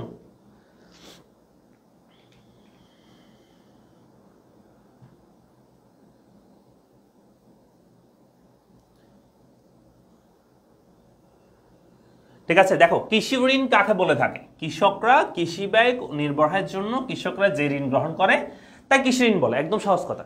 কৃষি ব্যয় নির্বাহ করার জন্য কৃষকরা যে ঋণ গ্রহণ করে থাকে তাকে আমরা কি বলবো? কৃষি ঋণ বলবো। ঠিক আছে, হ্যাঁ, পয়েন্ট লিখবা এবং মানে ব্যাখ্যা লিখবা দুই এক লাইন করে, বেশি লিখবা না ব্যাখ্যা, কিন্তু পয়েন্ট বেশি লেখার চেষ্টা করবা ইকোনমিক্সের ক্ষেত্রে, সেকেন্ড পেপারের ক্ষেত্রে। আচ্ছা, তাহলে বলছে কৃষি ব্যয় নির্বাহের জন্য কৃষকরা যে ঋণ নেয় সেটাকে আমরা কৃষি ঋণ বলি। যেমন উদ্দেশ্যের ভিত্তিতে কৃষি ঋণ হচ্ছে, এখানে বলছে 3 ধরনের। উদ্দেশ্যের ভিত্তিতে কৃষি ঋণ হচ্ছে 3 প্রকার: উৎপাদনশীল ঋণ, ভোগ্য ঋণ, অনুৎপাদনশীল ঋণ। উৎপাদনশীল ঋণ মানে কি? যেটা হচ্ছে উৎপাদনের জন্য, কোন একটা উৎপাদন, যেমন ধর আলু উৎপাদন করব, আমার টাকা নাই, হ্যাঁ, সেজন্য আমি মনে করি ঋণ নিচ্ছি, সেটা হবে উৎপাদনশীল ঋণ, যেমন বীজ কেনার জন্য এরকম। আর ভোগ্য ঋণ মানে হচ্ছে দৈনন্দিন প্রয়োজনে তথা বেঁচে থাকার জন্য। যেমন একটা মনে করো আমি আলু চাষ করতেছি, কিন্তু আমার এখন টাকা নাই চলার জন্য, আমার ফ্যামিলি, তখন আমি কারো কাছ থেকে ঋণ নিচ্ছি, সেটা হবে আমাদের ভোগ্য ঋণ। 3 নম্বর হচ্ছে অনুৎপাদনশীল ঋণ। উৎপাদন হচ্ছে যেটা দিয়ে কোনো কিছু উৎপাদন হবে, যেমন ধরো সন্তানের বিয়ে শাদী, জন্ম মৃত্যু অনুষ্ঠান, ধর্মীয় অনুষ্ঠান, এটার জন্য যখন ঋণ নেওয়া হবে, কৃষকের ঋণ নেয়, তখন সেটাকে আমরা বলি অনুৎপাদনশীল ঋণ। আর সমরভিত্তিক কৃষি ঋণ যদি বলো, সেটা হচ্ছে স্বল্পকালীন, যেটা 15 মাসের কম, 15 মাস বা তার কম সময়ের জন্য নেওয়া হয়, যেমন ধরো বীজ, সার, কীটনাশকগুলোর জন্য নেওয়া হয়ে থাকে, কৃষকরা নিয়ে থাকে। 2 নম্বর হচ্ছে মধ্যকালীন, যেটা 5 মাস থেকে 5 বছর পর্যন্ত হতে পারে, যেটার সময়, যেমন ধরো গরু মহিষ কেনা, ছোট যন্ত্রপাতি কেনা। আর দীর্ঘকালীন হচ্ছে যেটা 5 বছর অধিক সময়ের জন্য নেওয়া হয়ে থাকে, যেমন জমির স্থায়ী উন্নয়ন, যেমন জমি ভরাট করা, জমির মাটি ভরাট করা, মাটি কাটা, এই ধরনের। তারপর হচ্ছে নলকূপ বসানো, ভারী যন্ত্রপাতি ক্রয়, এগুলো সবগুলো হচ্ছে দীর্ঘকালীন বা তার 5 বছর বেশি সময়ের জন্য যে ঋণ নেওয়া হয়ে থাকে সেগুলো। এই জায়গাটা সমরভিত্তিতে। লাস্ট যেটা সবচেয়ে গুরুত্বপূর্ণ, সেটা হচ্ছে সাধারণত কৃষি ঋণের উৎসকে আমরা 2 ভাগে ভাগ করতে পারি বা 2 ভাগে ভাগ করা যায়, এটা সবচেয়ে বেশি পরীক্ষা আসে। কৃষি ঋণের উৎসগুলো একটা হচ্ছে, মানে কৃষি ঋণের উৎস 2টা, একটা হচ্ছে প্রাতিষ্ঠানিক উৎস আর একটা হচ্ছে অপ্রাতিষ্ঠানিক উৎস। তাহলে কৃষি ঋণের উৎস কয়টা? 2টা, প্রাতিষ্ঠানিক উৎস, অপ্রাতিষ্ঠানিক উৎস। প্রাতিষ্ঠানিক উৎস কি? প্রাতিষ্ঠানিক উৎস হচ্ছে আমরা প্রতিষ্ঠান থেকে যখন ঋণ নিব সেটা, এটা আবার 2 ভাবে নিতে পারি, একটা হচ্ছে উপ-আনুষ্ঠানিক, একটা হচ্ছে আনুষ্ঠানিক। উপ-আনুষ্ঠানিক হচ্ছে যখন আমরা এনজিও বা গ্রামীণ ব্যাংক এই ধরনের আমরা যদি কোনো একটা প্রতিষ্ঠান থেকে নিয়ে থাকি, এনজিও, বিভিন্ন এনজিও থাকে, নন গভর্নমেন্ট অর্গানাইজেশন, সেগুলো, এবং গ্রামীণ ব্যাংক থেকে যখন আমরা ঋণ নিয়ে থাকি, তখন যেভাবে আমরা নিই সেটা হচ্ছে উপ-আনুষ্ঠানিক ঋণ বলা হয় এটাকে, হ্যাঁ। আর আনুষ্ঠানিক ঋণ হচ্ছে যখন আমরা বাংলাদেশ ব্যাংক, কৃষি ব্যাংক, হ্যাঁ, বাণিজ্যিক ব্যাংক, এই ধরনের ব্যাংক থেকে যখন আমরা ঋণ নিব, তখন সেটা বলা হয় আনুষ্ঠানিক ঋণ। এই দুটাই প্রাতিষ্ঠানিক। আরটা হচ্ছে অপ্রাতিষ্ঠানিক, যেটা সাধারণত অনানুষ্ঠানিক হয়, এখানে কোনো আনুষ্ঠানিকতা থাকে না। অপ্রাতিষ্ঠানিক উৎস থেকে যখন ঋণ নেওয়া হয়, যেমন ধরো আমাদের ব্যক্তিগত পর্যায়ে যখন নিজস্ব নিয়ম অনুযায়ী আমরা ঋণ নিই, সেটাকে আমরা অনানুষ্ঠানিক ঋণ বলে থাকি। এই ঋণ উৎসগুলো কি? যেমন ধরো আমাদের যে গ্রাম্য মহাজন, এই যেখানে আছে, অনানুষ্ঠানিক বা অপ্রাতিষ্ঠানিক উৎস হচ্ছে আত্মীয় স্বজন, বন্ধু বান্ধব, গ্রাম্য মহাজন, হ্যাঁ, গ্রাম্য ব্যবসায়ী, দোকানদার, ধনী কৃষক, দালাল ও ব্যাপারী, প্রতিবেশী প্রভৃতি। এইসব জায়গা থেকে যখন আমরা ঋণ নিয়ে থাকি, তখন সেটাকে আমরা বলে থাকি যে অপ্রাতিষ্ঠানিক এবং অনানুষ্ঠানিক ঋণ উৎস বলে থাকি, এখান থেকে যখন আমরা ঋণ নিয়ে থাকি। ঠিক আছে, এটা কোনো আনুষ্ঠানিকতা থাকে না, আমরা জাস্ট নিজস্ব একটা আনুষ্ঠানিকতার মাধ্যমে এটা নিয়ে থাকি। ওকে, তাহলে এটা মনে রাখবা। তাহলে আমরা বলছি ঋণের উৎস 2 প্রকার, প্রাতিষ্ঠানিক, অপ্রাতিষ্ঠানিক। প্রাতিষ্ঠানিক আবার 2 ধরনের, উপ-আনুষ্ঠানিক এনজিও বা গ্রামীণ ব্যাংক থেকে, আনুষ্ঠানিক হচ্ছে বাংলাদেশ ব্যাংক বা কৃষি ব্যাংক, বাণিজ্য ব্যাংক, এগুলো থেকে নিয়ে থাকি। আর অপ্রাতিষ্ঠানিক হচ্ছে অনানুষ্ঠানিক হয়ে থাকে এটা, যেমন ধরো গ্রাম্য মহাজন, এমসিকিউতে আসবে যে অপ্রাতিষ্ঠানিক মানে অপ্রাতিষ্ঠানিক বা অনানুষ্ঠানিক ঋণের উৎস কোনটি, তাহলে এগুলো আনসার করতে হবে, হ্যাঁ। ধনী কৃষক থেকে যখন ঋণ নিব, এই ধরনের ঋণ।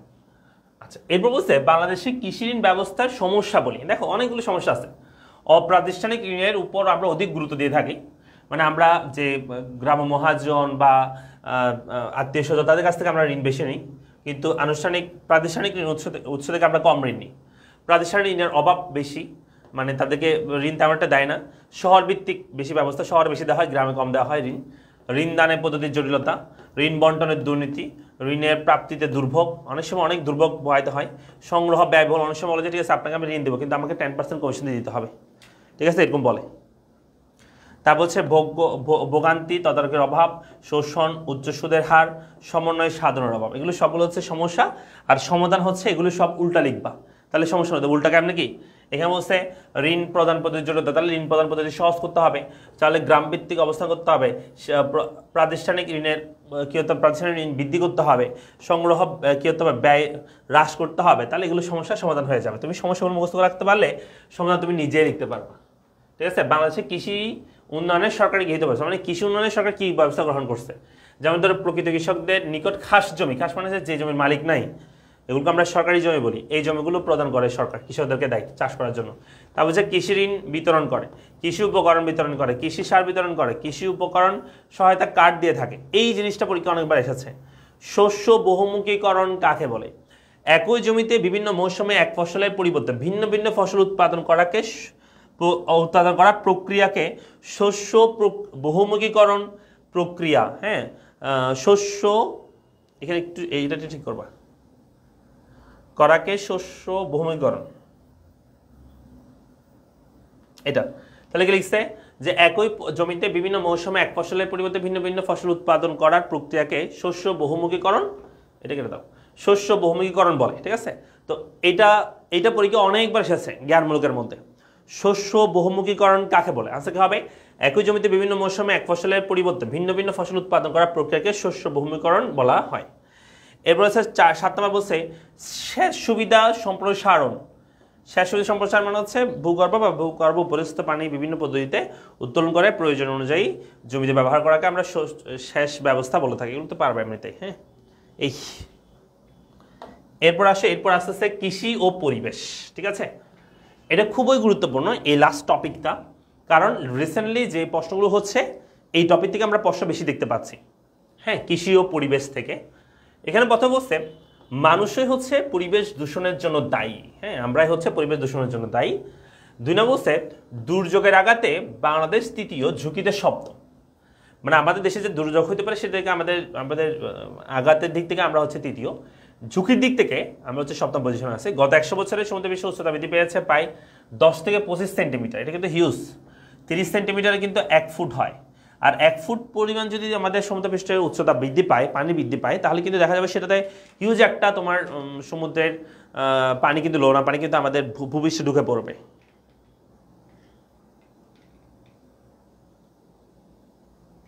আমরা কি বলছি? ওকে, এরপর আসছে আইপিসি এর মতে বিশ্বের জলবায়ু পরিবর্তনের প্রধান কারণ হচ্ছে পৃথিবীর গড় তাপমাত্রা বৃদ্ধি পাওয়া, এগুলো একটু পড়বা। এরপর আসলে এখানে বাংলাদেশের কৃষিতে পরিবেশ দূষণ, বৈশ্বিক উষ্ণতা বা জলবায়ু পরিবর্তন, এটা পরীক্ষা আসবে, লিখে রাখো, এটা পরীক্ষায় আসবেই, হ্যাঁ। বাংলাদেশের কৃষিতে পরিবেশ দূষণ, বৈশ্বিক উষ্ণতা বা জলবায়ু পরিবর্তন জনিত প্রভাবগুলো কি, মানে কি কি প্রভাব পড়তেছে আমাদের জলবায়ু পরিবর্তনের কারণে আমাদের কৃষির উপর। 1, আমাদের সমুদ্রপৃষ্ঠ উচ্চতা বৃদ্ধি পাচ্ছে, প্রাকৃতিক দুর্যোগ বৃদ্ধি পাচ্ছে, উৎপাদন হ্রাস পাচ্ছে, লবণাক্ততার হার বাড়তেছে, কৃষিভূমি হ্রাস পাচ্ছে, খাবার পানির সংকট দেখা দিচ্ছে, চাষাবাদ ব্যাহত হচ্ছে, খাদ্য সংকট হচ্ছে, নদীর প্রবাহ পরিবর্তন হচ্ছে, অজানা রোগের সৃষ্টি হচ্ছে যেগুলো আমরা কখনো আগে দেখি নাই, জীববৈচিত্র্য ধ্বংস হচ্ছে, উদ্বাস্তু সমস্যা হচ্ছে, হ্যাঁ। তো এগুলো সবগুলো হচ্ছে বাংলাদেশের কৃষিতে পরিবেশ দূষণ বা বৈশ্বিক উষ্ণতা, জলবায়ু পরিবর্তন জনিত প্রভাব, এগুলো পরীক্ষায় আসবেই, হ্যাঁ। এগুলো একটু একদম কি ঠাড়া মুখস্থ করে ফেলবে, এগুলো কোনো কিছু কারণ নাই, মুখস্থ করে ফেলতে হবে। এরপর বাংলাদেশের কৃষিতে উন্নয়নে গৃহীত ব্যবস্থাটির মধ্যে যেমন পরমাণু উন্নয়ন, বায়োটেকনোলজি পদ্ধতি, আইসিটি, এগুলোতে কিছু টপিক আছে, তোমরা তোমাদের বই একটু দেখে নিবা, একটু বিস্তারিত টপিক আছে, একটু পড়ে নিবা আর কি।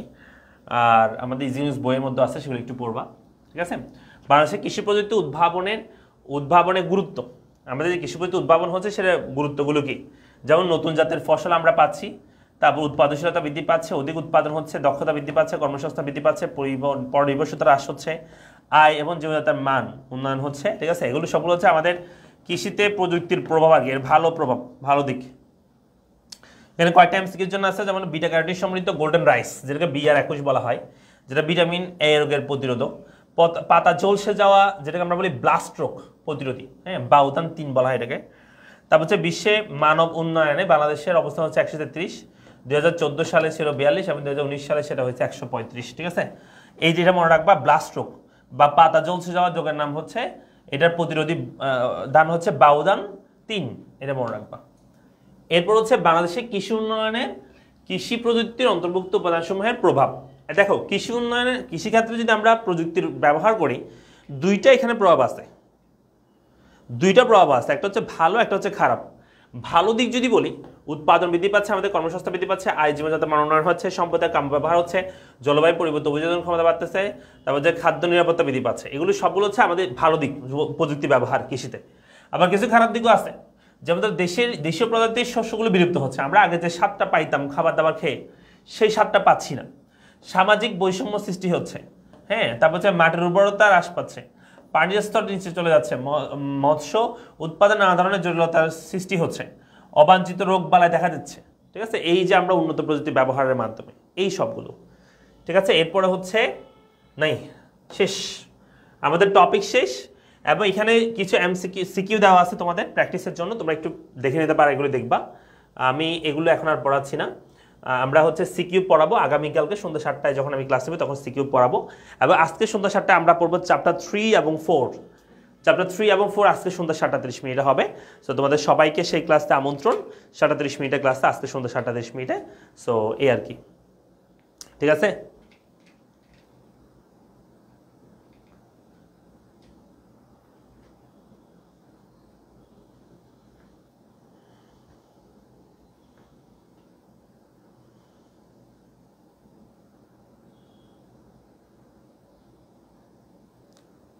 পিডিএফ আমাদের এই গ্রুপের এই উপরে, এই লাইভের উপরে একটা হচ্ছে কি দেওয়া আছে, এই লাইভের উপরে একটা হচ্ছে গ্রুপের লিঙ্ক দেওয়া আছে, হোয়াটসঅ্যাপ গ্রুপের লিঙ্ক দেওয়া আছে, সেই গ্রুপে অ্যাড হয়ে যাও, সেখানে পেয়ে যাবা।